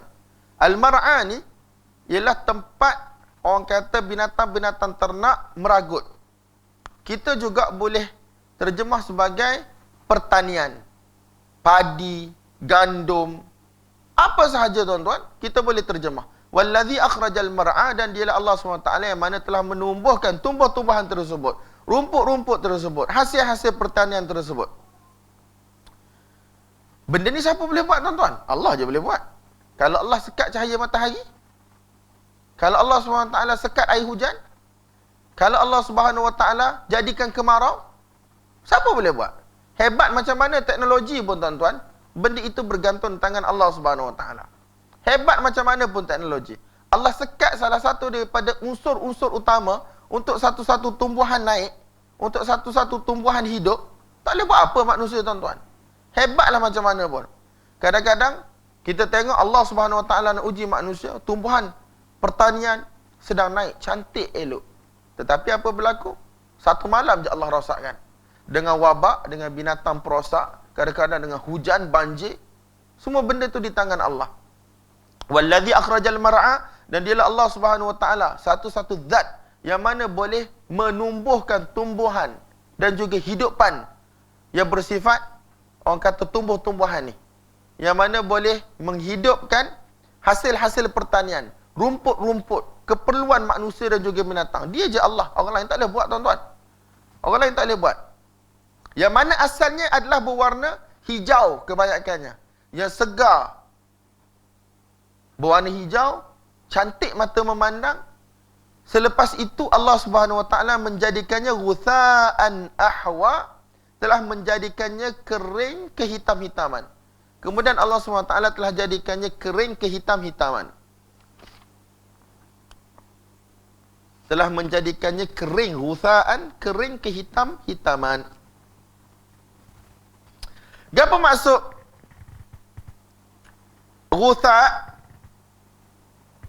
Apa maksud ghutha' dalam bahasa Melayu dia terjemah? Kering kan? Ahwa daripada perkataan huwah. yang merujuk kepada a kind of black color that comes upon a dense vegetation. Jadi macam hitam. Ghutha'an ahwa. Kalau kita tengok padi dengan gandum, mula-mula hijau, cantik kan. Kemudian dia akan jadi kekuning-kuningan, kekuning-kuningan. Dan sekali kalau kita tengok daripada jauh, dia akan jadi macam gelap.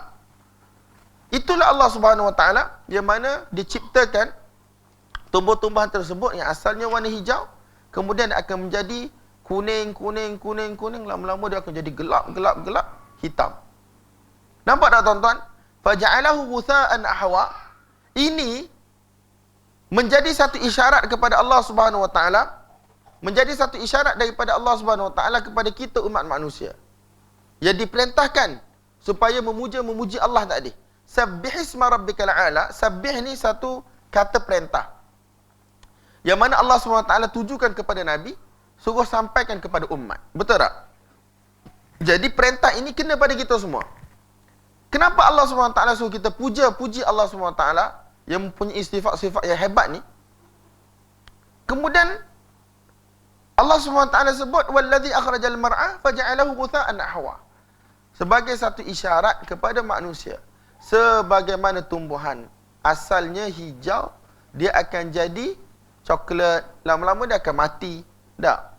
Jadi hitam, dibakar. Dia punya, apa orang panggil? Dia punya lalang-lalang dia tu, bukan lalang-lalang. Dia punya batang dia, kemudian dia punya daun-daun dia, dia punya khas, dia punya apa? Jerami dia, sampai jadi hitam legam. Kan, yang zaman dulu orang bakar lah dia, ataupun dia orang akan buat tali dan seumpamanya. Jadi semua benda ni akan berakhir. Dia tidak akan kekal hijau. Jadi begitulah juga kita manusia ni disuruh memuji Allah Subhanahu Wa Taala. Kerana apa tuan-tuan? Kerana kita tidak akan kekal muda. Kita tidak akan kekal muda. Bahkan kita akan tua ataupun kita akan mati. Kita akan tua, kita akan mati. Jadi begitulah juga umat manusia dia kena ingat. Ambil iktibar daripada tumbuh-tumbuhan yang hijau. Dia tidak selama-lamanya hijau. Dia tidak selama-lamanya segar. Akan tiba waktu, dia akan jadi kuning, hitam, kemudian akan berakhir hayatnya. Nampak tak tuan-tuan? Jadi begitu juga kita manusia, kita akan berakhir hayat kita di dunia ni. Tidak akan selama-lama di sini. Jadi kita kena ingat, Allah Subhanahu Wa Taala adalah Tuhan yang mana manusia akan kembali kepada Allah satu hari nanti, membawa segala amalan baik dan juga buruk. Kalaulah kita hidup di atas dunia dengan ingat Allah, memuji Allah, iaitu isyarat kepada kita hidup beriman kepada Allah, mengikut syariat Allah, tidak memaksiati Allah, kesudahan kita adalah kesudahan yang baik. Kesudahan kita adalah kesudahan yang baik, bukan kesudahan yang buruk. Jadi Allah Subhanahu Wa Taala kata kepada Nabi sallallahu alaihi wasallam, sanuqri'uka fala tansa illa ma syaa Allah. Wahai Muhammad, kami akan baca kepada engkau iaitu Al-Quran. Fala tansa. Fala tansa, kamu tidak akan sekali-kali lupa illa ma syaa Allah, kecuali apa yang Allah Subhanahu Wa Taala ingin kamu lupakan. Benda ni tuan-tuan, sebagaimana dalam suratul Qiyamah yang kita semua tahu, apabila Jibril AS turun bawa wahyu kepada baginda Nabi sallallahu alaihi wasallam, Jibril baca, Nabi sallallahu alaihi wasallam ikut, cepat-cepat ikut sebab takut lupa. Faham tak? Macam mana ayat dia? Fala ta'jal bih, kan? Tak ingat dah kalau nak cari pala ayat ni. La tuharrik bihi lisanaka lita'jala bih. Jangan sekali-kali kamu gerak-gerakkan lidah kamu untuk cepat-cepat kamu hafal. Jibril tak habis baca lagi. Jadi cepat-cepat Nabi SAW gerakkan lidah dia, tak, untuk ikut supaya apa? Supaya dia dapat hafal apa yang mana ingin disampaikan oleh Jibril AS. La tuharrik bihi lisanaka lita'jala bih. La tuharrik bihi lisanaka lita'jala bih. Inna alaina jam'ahu wa qur'anah. La tuharrik bihi lisanaka lita'jala bih. Inna alaina jam'ahu wa qur'anah. Fa idza qara'nahu fattabi' qur'anah. Thumma inna alaina bayanah. Jadi tuan-tuan, Allah SWT kata jangan cepat-cepat wahai Muhammad. Sesungguhnya kami akan kumpulkan Al-Quran itu di dalam hati kamu. Kamu pasti akan dapat baca Quran tersebut. Nampak tak? Jadi di sini juga Allah SWT kata sanuqri'uka fala tansa. Wahai Muhammad, kami akan bacakan kepada kamu wahyu kami Al-Quran fala tansa, dan kamu tidak akan sekali-kali lupa. So, jangan nak cepat-cepat ikut dan seumpamanya. Tak perlu. Kamu pasti akan ingat. Illa masya Allah. Kecuali apa yang Allah Subhanahu Wa Taala kehendaki. Kamu untuk lupa. Hak tu ada berlaku. Sebagaimana dalam ayat lain, ma nansakh min ayatin aw nunsiha na'ti bi khairin minha. Tidak akan kami macam mana? Ma nansakh min ayatin, tidaklah kami akan abrogate. Kami tidak akan nasahkan, hapuskan sesuatu ayat. Aw nunsiha, ataupun kami jadikan kamu Muhammad lupa. Kecuali kami akan datang bawa yang lebih baik daripada itu. Perbahasan nasakh ni tuan-tuan, satu perbahasan yang dulu tak ada masalah pun. Benda disebut dalam Quran. Berlaku nasakh, iaitu abrogation terhadap sesuatu ayat, sesuatu hukum di dalam Islam. Tetapi zaman sekarang, timbul pula golongan-golongan yang mana menafikan nasakh. Dia kata tak berlaku dalam Quran. Tak tahulah hujah-hujah dia tuan-tuan. Sedangkan Allah Subhanahu Wa Taala sebut secara jelas dalam Quran, ma nansakh min ayatin aw nunsiha na'ti bi khairin minha aw mithliha. Apabila kami hapuskan sesuatu hukum ataupun sesuatu ayat daripada Al-Quran, kami akan datang bawa yang lebih baik ataupun seumpama dengannya. Lebih baik ataupun seumpama dengannya. Benda tu Allah SWT sebut dalam Quran. Bahkan para ulama kita membahaskan wujudnya nasakh di dalam Al-Quran. Tiba-tiba ada golongan hari ini kata tak ada nasakh dalam Quran. Tujuan dia baik, tetapi cara tak betul. Dan kita juga tidak bersama dengan golongan ulama yang terlalu banyak kata ada nasakh dalam Quran. Yang kata ada terlalu banyak nasakh dalam Quran.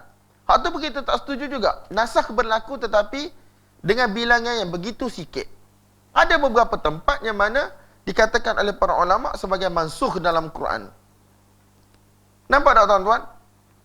Dan antara yang masyhur ialah ayat rejam bagi golongan yang mana telah berkahwin kemudian dia berzina.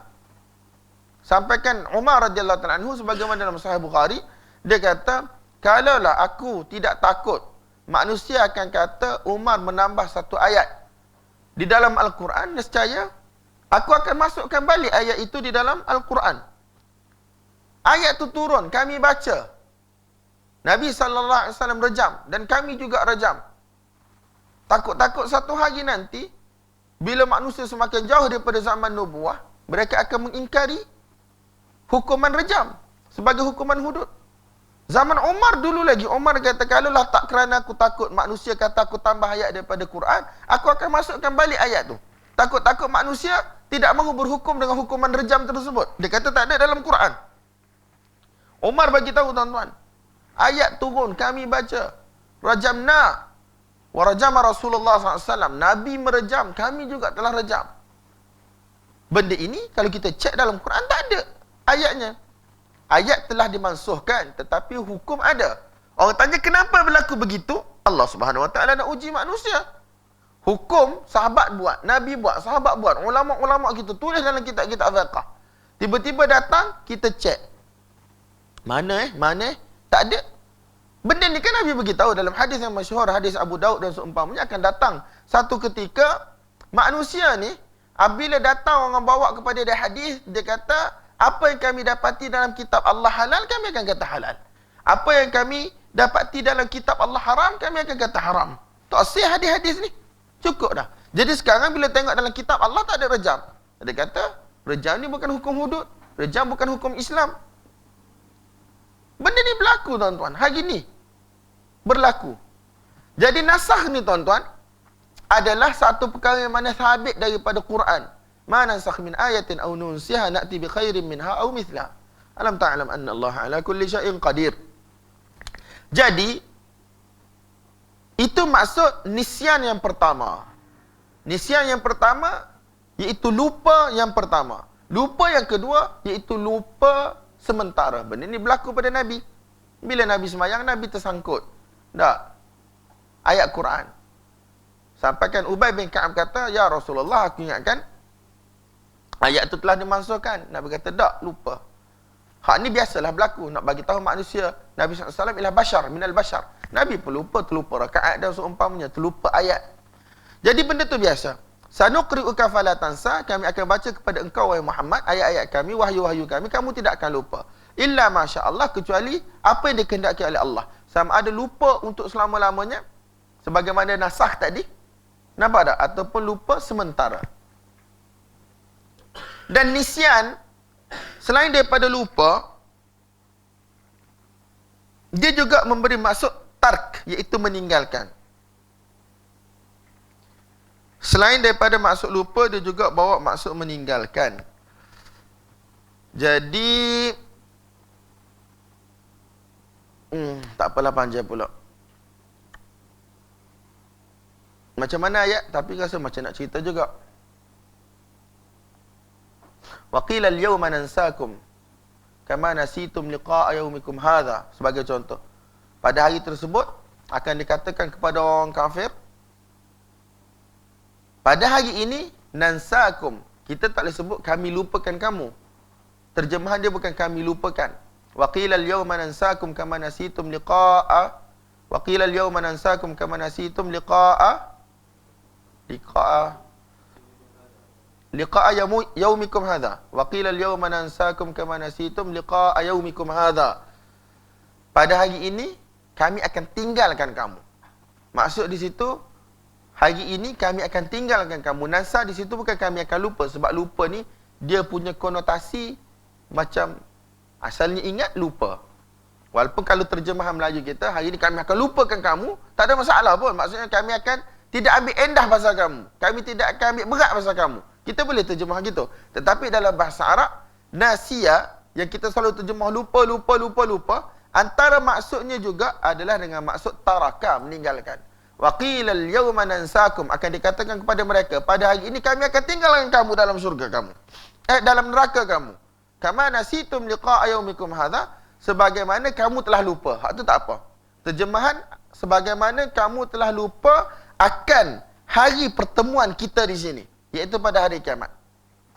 Allahu a'lam bis-shawab. Tapi dalam konteks ni, sanuqri'uka fala tansa, kami akan baca kepada kamu wahyu kami, dan kamu tidak akan sekali-kali lupa wahai Muhammad. Illa masya Allah, kecuali apa yang Allah Subhanahu wa taala inginkan kamu lupa. Sama ada lupa terus, sebagaimana dalam kes nasakh, ataupun lupa sementara, sebagaimana dalam beberapa peristiwa yang berlaku. Sebab baginda Nabi SAW juga adalah manusia biasa dalam sudut ini. Kemudian Allah Subhanahu wa taala kata, innahu ya'lamul jahra wa ma yakhfa. Tak, ni ma'ruf. Sesungguhnya Allah Subhanahu wa taala mengetahui apa yang zahir dan apa yang tersembunyi. Hak ni ma'ruf, tuan-tuan. Wa nuyassiruka lil yusra. Dan kami wahai Muhammad akan mudahkan untuk engkau lil yusra. Apa maksud lil yusra di sini? Terjemahan dia yusra ni, terjemahan dia ialah mudah. Nampak tak? Wa nuyassiruka lil yusra. Terjemahan yusra ni adalah mudah. Tapi apa maksud dia? Apa konteks dia? Wa nuyassiruka lil yusra. Apa konteks dia sekarang? Ulama-ulama tafsir kata, wa nuyassiruka lil yusra, kami akan mudahkan engkau wahai Muhammad untuk mengamalkan Islam, untuk mengaplikasikan Islam, untuk menyebarkan syariat Islam di kalangan umat manusia. Wa nuyassiruka lil yusra. Dalam tafsir ni, dalam terjemahan saya dia kata, the phrase the easiest way refers to the sacred laws of Islam.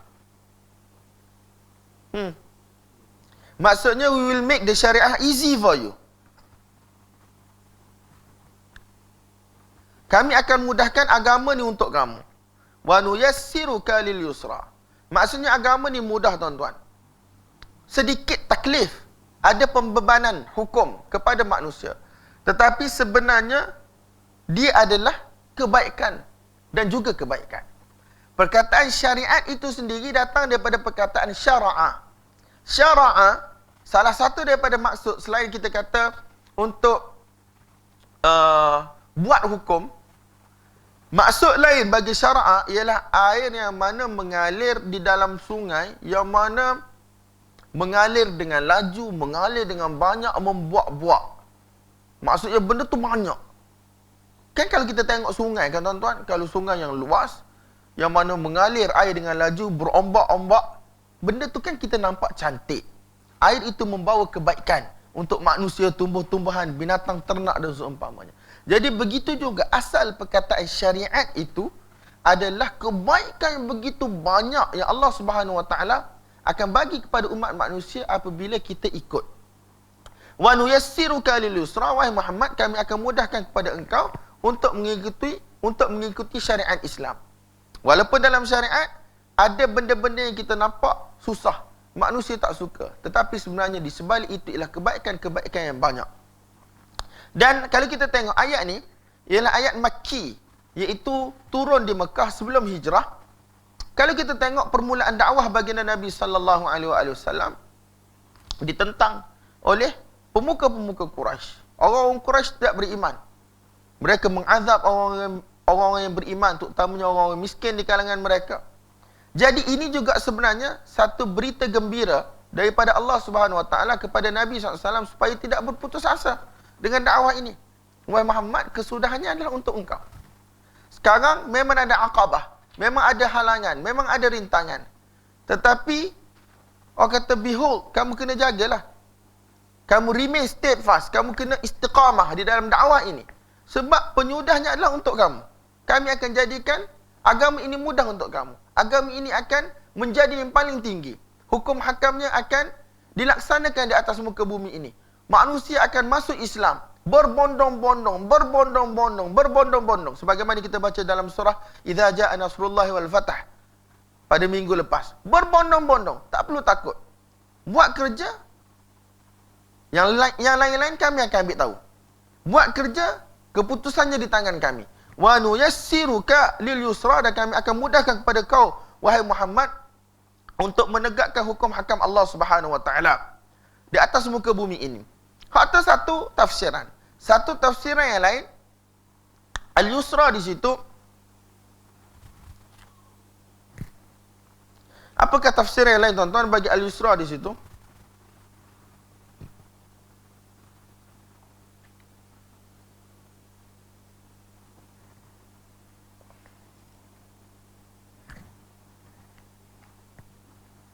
Itu satu tafsiran. Satu tafsiran yang lain, wa nuyassiruka lil yusra, iaitu Allah Subhanahu Wa Taala bagi tahu kepada Nabi Muhammad SAW, kami akan mudahkan kepada kamu untuk mengamalkan hukum hakam syariat.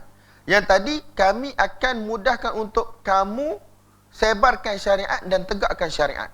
Yang kedua, kami akan mudahkan kamu untuk mengamalkan hukum hakam syariat. Sekira-kiranya benda itu dah jadi darah daging orang yang beriman, kita tidak rasa berat untuk melakukannya. Sebab apa tuan-tuan? Kalau kita tengok syariat-syariat ni, benda yang mana manusia tak pernah rasa sebelum ni. Orang-orang Arab jahiliyah, mereka hidup dalam keadaan bebas. Tidak ada undang-undang yang mengikat mereka. Hidup seumpama binatang. Yang mana paling berkuasa, orang yang paling kuat di kalangan mereka. Zalim, menindas. Tidak ada hukum hakam. Riba dan seumpamanya berleluasa. Zina berleluasa. Jadi sekarang, bila datang satu set of law yang baru, manusia akan rasa berat benda tu. Arak nak kena tinggal. Kemudian riba yang mana dah jadi darah daging mereka, mereka nak kena tinggal.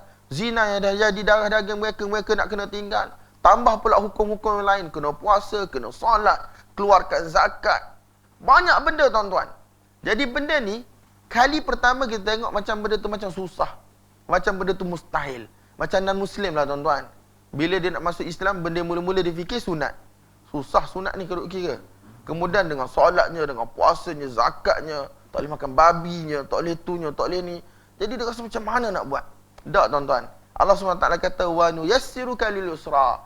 Sekali kamu ikhlas untuk masuk ke dalam agama Allah, untuk mentaati Allah, Allah SWT akan buat benda tu mudah bagi kamu. Nampak tak tuan-tuan? Untuk bangun solatnya jadi mudah, untuk puasanya jadi mudah. Tuan-tuan, kalau kita tengok kehidupan kita hari ni, kalau kita tak puasa tuan-tuan, dalam kehidupan seharian kita lah, kalau kita tak puasa, tak ada niat nak puasa, pukul 10 tercerok dah perut, pukul 10 terlapar dah, apatah lagi nak tunggu sampai maghrib. Betul tak? Kalau kena orang yang mana pergi puasa pada musim panas di Mekah, di Madinah, Sekarang lagilah musim haji, tuan-tuan. Saya pergi, kalau umrah bulan 5, bulan 6 tu pun, kita dah tak tahan dengan cuaca panas bahang. Tapi nasib baiklah, alhamdulillah, dalam masjid kita ada aircon. Dalam bilik kita ada aircon. Kita rasa panas ni sekejap je antara hotel dengan masjid. Itu je rasa panas.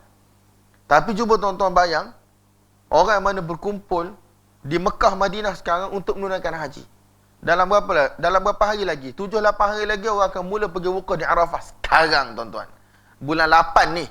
Bukan kita cerita bulan 1 musim sejuk. Bulan 8 sekarang. Tapi, manusia pergi je. Sebab apa? Wa nuyassiruka lil yusra. Ada benda yang mana manusia rasa tak boleh buat, tetapi kerana iman dia, kerana keyakinan dia, benda tu jadi mudah untuk manusia. Tengok bulan puasa. Kalau fikir semayang ni, tuan-tuan, beza, tuan-tuan. Bulan puasa dengan bulan tak puasa. Bulan puasa dengan bulan tak puasa. Bulan puasa boleh semayang tarawih 20 rakaat. Baca 1 juz di belakang imam. Kalau semayang sendiri, ada boleh semayang 5 juzuk satu malam. Ada boleh baca 3 juzuk satu malam. Paling kurang 1 juzuk satu malam. Tarawih. Cuba tuan-tuan, luar daripada bulan puasa, jamak takhir je. Tuan-tuan letih ni. Nak pergi program sampai hotel. Allah. Pada 4 rakaat je pun. Ataupun kita kata 5 rakaat. 3 campur 2. 5 rakaat tu rasa satu bebanan besar dalam hidup. Sebab apa? Sifat malas kita. Tapi bulan puasa boleh bangun 20 rakaat. Sebab suasana musim dan seumpamanya. Jadi tuan-tuan, Allah SWT akan mudahkan pada kita. Bila mari musim dia, kita akan boleh buat lah. Bila kita pergi ke Mekah, Madinah, kita boleh baca Quran banyak. Kita boleh semayang sunat banyak. Kita tak berapa kedekut untuk kita sedekah. Sebab apa? Allah SWT akan mudahkan. Cuma mudah ni ada faktor dia lah. Ada faktor masa, ada faktor tempat, ada faktor kawan dan seumpamanya. Tapi secara umumnya syariat ni orang kata benda makna manusia boleh buat. Manusia boleh buat.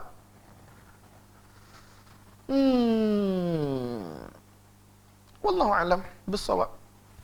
Cuma kadang-kadang Allah SWT taklifkan kita dengan satu benda yang mustahil kita buat. Dia panggil at-taklifu bil muhal. At-taklifu bil muhal, dalam kitab kita usul fiqh dia bahas benda ni ketika mana bahaskan bab hukum syar'i. At-taklifu bil muhal, Allah Taala suruh buat satu benda yang mustahil pada kita. Boleh tak boleh? Boleh. Ahli sunnah kata boleh. Allah Taala taklifkan kita untuk angkat bangunan ni. Boleh tak boleh? Angkat bangunan ni muhal, tetapi Allah taklifkan. Boleh tak? Boleh, tak ada masalah, dia sudah akal. Sebab bukan Allah Taala nak tengok hasil jadi ke tak. Allah Ta'ala nak tengok kesediaan kita untuk taat ataupun tidak. Nampak tak? Allah Ta'ala nak tengok kesediaan kita untuk taat ataupun tidak.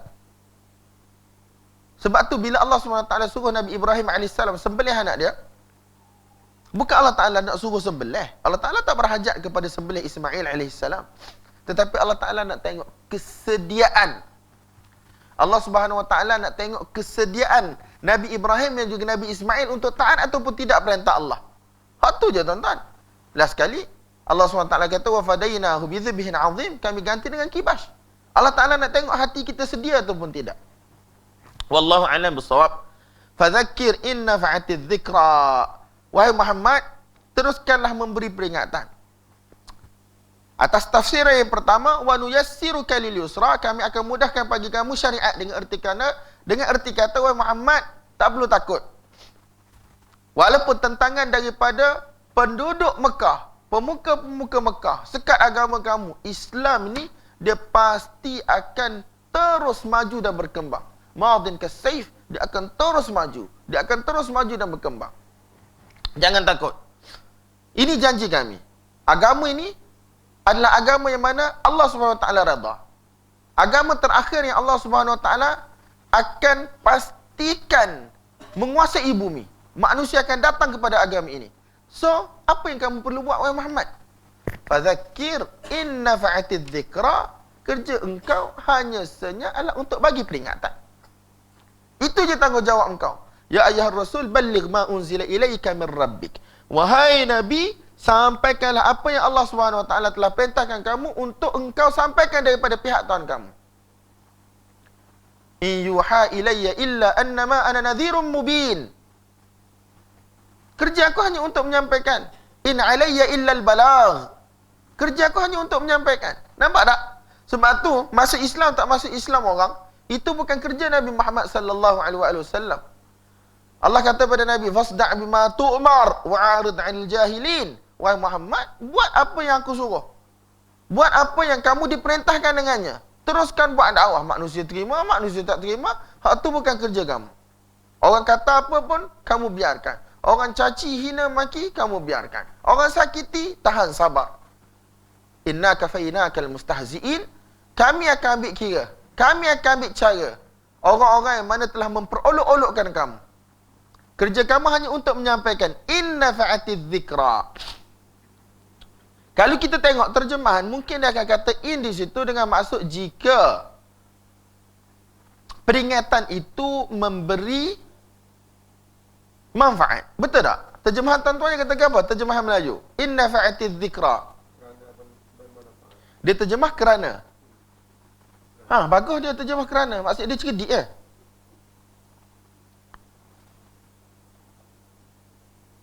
In di sini, dia bukan jika. Dia bukan terjemah jika. Dalam bahasa Inggeris, jika if. Dia ada sebut situ, tapi itu maksud asal. Tetapi dari sudut penggunaan lain.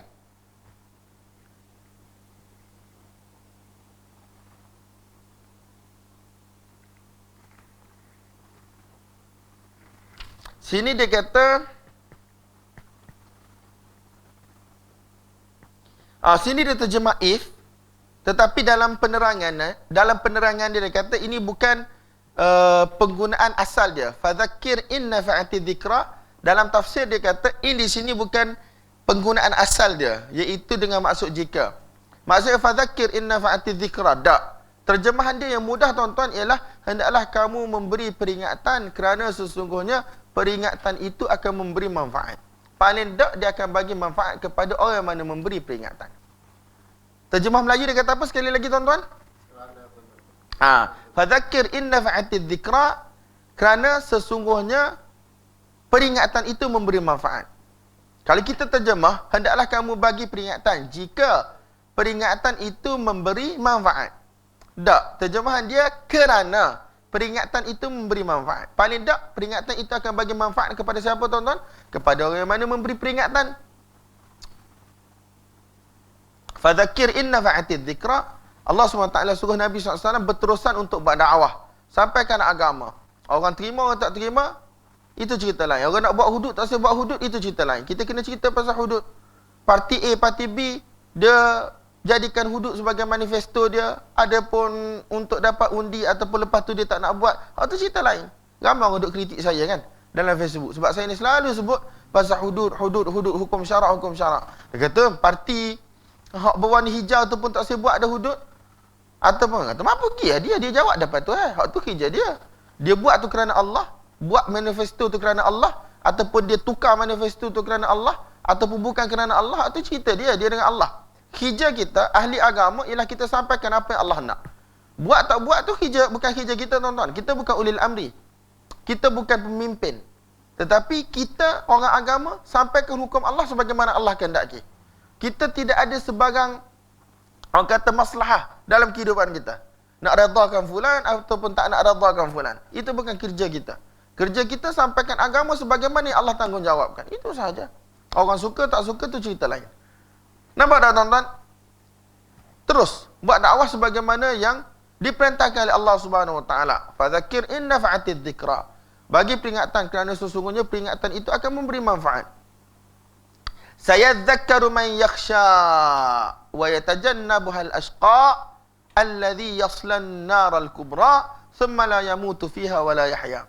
Orang yang mana ada perasaan takut dalam hati dia akan dapat manfaat daripada peringatan tersebut. Dia akan ingat.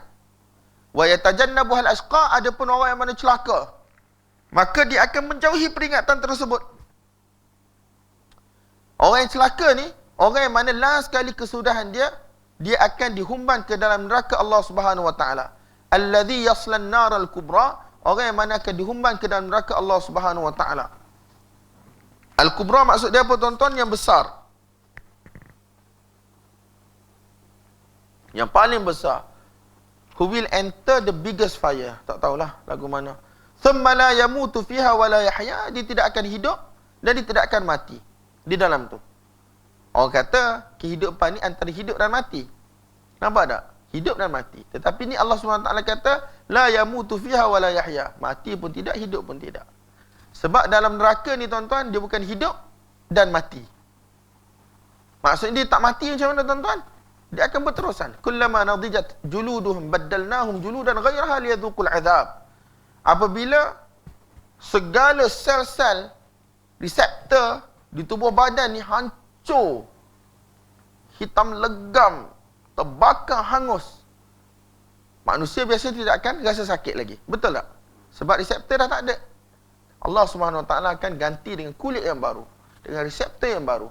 Supaya apa? Supaya mereka merasai azab, pedihnya azab Allah SWT. Mereka tidak akan mati. Kan kita baca dalam surah Al-Humazah, allati tattali'u 'alal afidah. Bagaimana api itu akan masuk ke segenap penjuru badan manusia untuk mencari-cari jantung manusia, untuk dia bakar jantung manusia.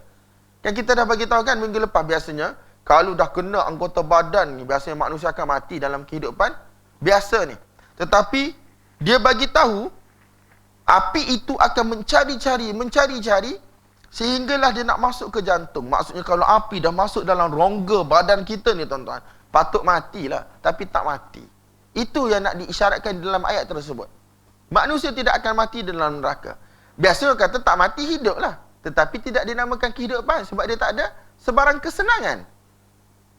Nampak tak? Orang biasa bila kita sebut hidup ni bebas bergerak. Dia boleh makan, dia boleh minum, dia boleh bernafas dengan baik. Itu baru dinamakan kehidupan. Sebab tu Allah SWT namakan syurga itu sebagai lahyal hayawan. Itulah kehidupan yang sebenar. Sebab manusia bebas di dalam syurga. Boleh makan, boleh minum, bersama dengan kaum keluarga, anak isteri, bersembang, bergelak ketawa. Itu kehidupan. Kalau semata-mata tak mati, belum tentu manusia itu hidup, tuan-tuan. Sebab tu kita panggil dalam istilah kita mayat hidup. Orang yang kena dadah apa semua kan, kita panggil dia mayat hidup. Dia tak mati, sehingga kita boleh sifatkan dia sebagai mayat. Tetapi dia tidak hidup, sebab dia tidak enjoy kehidupan sebagaimana orang hidup lain. Jadi begitulah juga di dalam ayat ini, la yamutu fiha wa la yahya. Dia tidak mati sebab dia masih bernyawa. Terpekik, meraung, sakit, minta Allah Subhanahu Wa Taala kembalikan mereka ke dunia. Ikhsa'u fiha. Allah SWT kata dalam Quran, ikhsa'u fiha wa la tukallimun. Senyap, duduk senyap-senyap situ, jangan cakap dengan aku. Na'udzubillah. Jadi tuan-tuan, la yamutu fiha wa la yahya, tetapi dia juga tidak hidup. Kenapa dia tidak hidup? Walaupun dia tidak mati, kerana dia tidak enjoy kehidupan sebagaimana orang lain yang hidup enjoy kehidupan. Seolah-olah dia tidak hidup. Senang terjemah dia, seumpama mayat hidup. Orang isak dadah tuan-tuan, seumpama mayat hidup.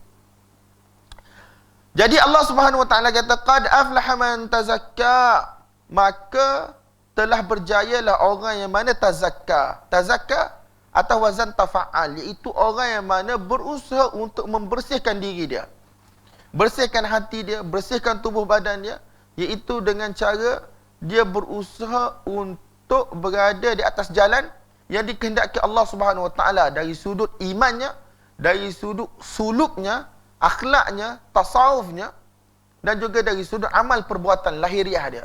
Hak tu maksud tazakka.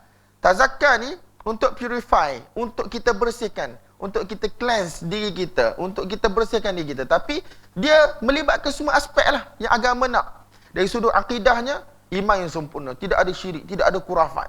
Nampak tak? Kalau dari sudut hatinya, tidak ada sifat-sifat mazmumah, dengki, dendam, hasad. Dia penuhkan hati dia dengan sifat-sifat yang mulia. Qana'ah, redha, rasa cukup, bersyukur, terima kasih, berlapang dada. Dan dari sudut anggota badan dia, bersihkan daripada maksiat dan dihiasi dengan ketaatan. Nampak tak? Maka telah berjayalah orang yang mana berusaha untuk membersihkan dirinya dari semua aspek, ataupun dalam semua aspek. Sama ada melibatkan iman, melibatkan amal, melibatkan hati. Wa dzakara asma rabbih, dia mengingati Allah Subhanahu Wa Taala, mengingati nama Allah Subhanahu Wa Taala, fa shalla, lalu dia bangun mendirikan solat. Solat ni tuan-tuan adalah satu isyarat sahaja. Maksudnya bukan dia solat saja, tetapi semua benda lah kehidupan dia adalah ikut syariat secara umum.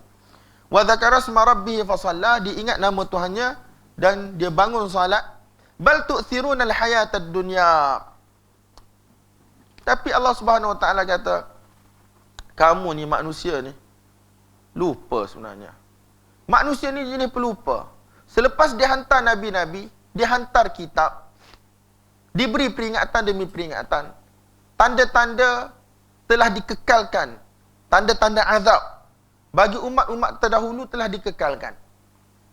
Kan orang-orang Arab, Quraisy, mereka terlibat dengan rehlah perniagaan mereka ke Syam dan juga ke Yaman. Ke Syam pada musim panas, ke Yaman pada musim sejuk. Dan di Yaman ni tuan-tuan, ada tempat-tempat yang Allah Subhanahu Wa Taala pelihara selepas Allah Subhanahu Wa Taala hancurkan. Kaum Nabi Ad, wadhkur akha Adin id anzara qaumahu bil Ahqaf. Ahqaf ni satu tempat di Yaman. Kaum Nabi Ad, kaum Nabi Ad ke? Kaum Ad. Nabi ialah Nabi Hud, tak? Wadhkur akha Adin. Akha iaitu saudara bagi Ad, iaitu Nabi Hud AS. Id anzara qaumahu bil Ahqaf. Apabila dia bagi peringatan kepada kaum dia di satu tempat namanya Ahqaf. Ahqaf di Yaman, tuan-tuan. Sampai sekarang apa ada nama tempat Ahqaf. Kemudian dalam perjalanan mereka, kalau nak pergi ke Syam, mereka akan lalu pesisiran pantai, mereka akan lalu kawasan Madain Saleh, tempat kaum Nabi Saleh dihancurkan. Kemudian mereka akan naik lagi ke sana. Mereka akan tengok bagaimana kaum Nabi Lut AS yang kita kata di Laut Mati, di kawasan Jordan itu dihancurkan oleh Allah. Allah pelihara tempat-tempat ni selepas dihancurkan sebagai peringatan. Jadi, umat manusia, terutamanya orang Mekah ketika mana ayat ini diturunkan, Allah bagi kepada mereka peringatan demi peringatan. Tanda-tanda umat yang mana ingkar kepada Allah dikekalkan untuk mereka. Nabi dihantar, mukjizat telah ditunjukkan. Tapi mereka masih lagi tidak mahu beriman kepada Allah Subhanahu Wa Taala. Bal tu'thiruna al-hayatad dunya. Bahkan kamu ini melebihkan kehidupan dunia berbanding dengan akhirat. Kamu tidak mahu beriman sebab kamu nak jaga siadah kamu. Kamu nak jaga kedudukan kamu, ketuanan kamu. Kamu tidak mahu beriman sebab kamu nak melebihkan hawa nafsu kamu dalam dunia. Nak berterusan dengan riba, nak berterusan dengan zina, nak berterusan dengan menzalimi orang-orang miskin. Nampak tak? Bal tu'thiruna al-hayatud dunya. Bahkan kamu ini melebihkan kehidupan dunia yang sementara berbanding dengan akhirat. Wal akhiratu khairun wa abqa. Bahkan sebenarnya akhirat itu lebih baik dan lebih kekal. Akhirat itu lebih baik dan lebih kekal. Walaupun di dunia ni memanglah ada sedikit restriction terhadap apa yang manusia boleh buat, tak boleh buat.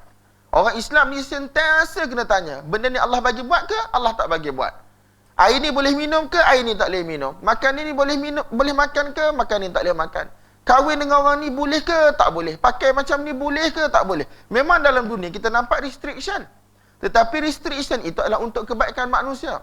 Dan sedikit ujian pun. Sedikit ujian untuk Allah Subhanahu Wa Taala uji siapa di kalangan kita yang paling baik.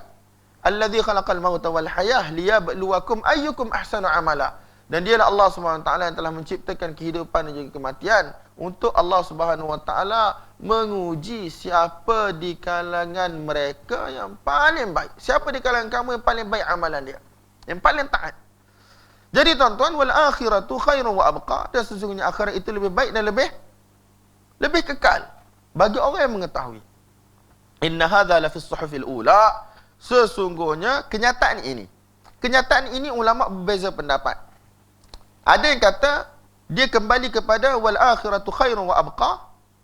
Sesungguhnya akhirat itu lebih baik dan juga lebih kekal. Ini dikata kenyataan ini la fi as-suhufil ula, ada di dalam kitab-kitab terdahulu juga. Maksudnya benda ni bukan ada dalam Quran saja. Benda ni ada di dalam kitab-kitab terdahulu juga. Suhufi Ibrahim wa Musa, suhuf Nabi Ibrahim dan juga Nabi Musa alaihimassalam. Ada juga satu pendapat yang kata keseluruhan isi kandungan tema surah ini ada di dalam kitab-kitab terdahulu. Nampak tak tuan-tuan? Dan diriwayatkan dalam hadis apabila Nabi SAW habis baca surah Al-A'la, Allah Subhanahu Wa Taala kan diperintahkan di dalam ayat pertama sabbihisma rabbikal a'la, maka Nabi SAW akan baca subhana rabbiyal a'la sebagai mengikuti perintah. Bila Allah Taala kata sabbih, Maka Nabi pun kata subhana rabbiyal a'la. Nah, pada itu satu sunnah. Apabila kita baca suratul a'la, maka kita kena sebut subhana rabbiyal a'la. Sayyidina Uqbah ibn Amir Al-Juhani radhiyallahu ta'ala anhu, dia kata apabila suratul a'la diwahyukan kepada baginda Nabi sallallahu alaihi wasallam, baginda Nabi kata ij'aluha fi sujudikum, iaitu jadikan bacaan subhana rabbiyal a'la itu di dalam sujud. Sebab Allah Taala kata sabbihisma rabbikal a'la. Kat mana kita nak tasbih tu? Nampak tak? Tasbih dengan nama Allah yang Maha Tinggi. Kat mana kita nak tasbih tu? Nabi SAW kata ij'aluha fi sujudikum, jadikan subhana rabbiyal a'la itu di mana? Di dalam sujud. Dan dalam riwayat lain subhana rabbiyal azim itu di dalam rukuk. Nampak tak? Adapun ketika mana rukuk, hendaklah kamu menta'zimkan, membesarkan Tuhan kamu. Apabila dalam sujud, maka hendaklah kamu memuji Tuhan kamu dengan kata subhana rabbiyal a'la. Dalam rukuk subhana rabbiyal azim. Hadis ni tuan-tuan ada di dalam Ahmad, dalam Musnad Ahmad, Sunan Abu Daud, Sunan Ibnu Majah dan seumpamanya.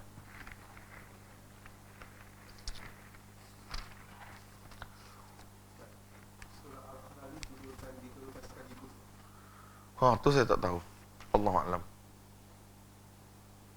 Wallahu a'lam.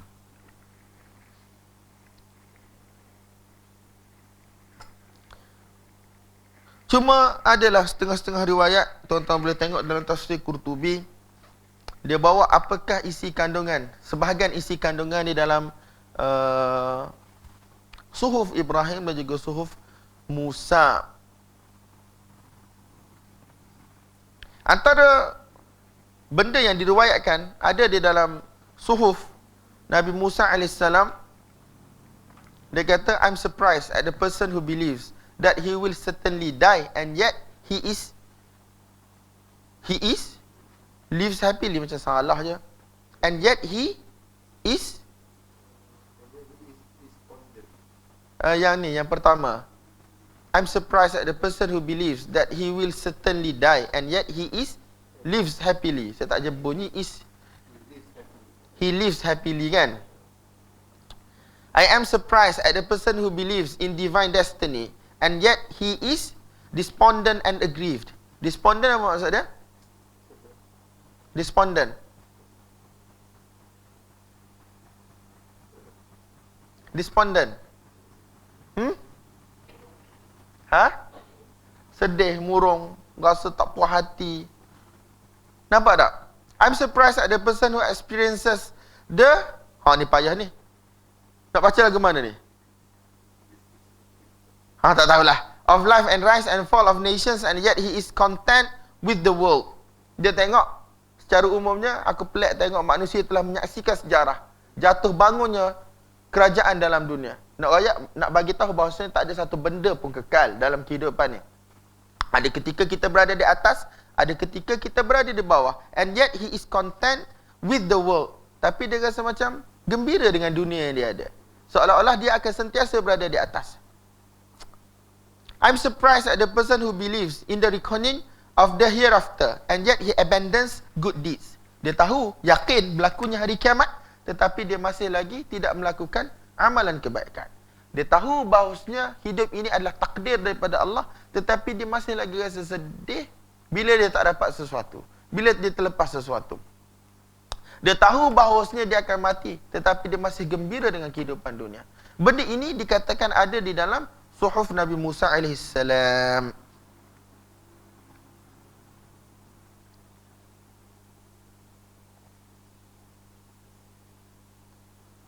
Shalom.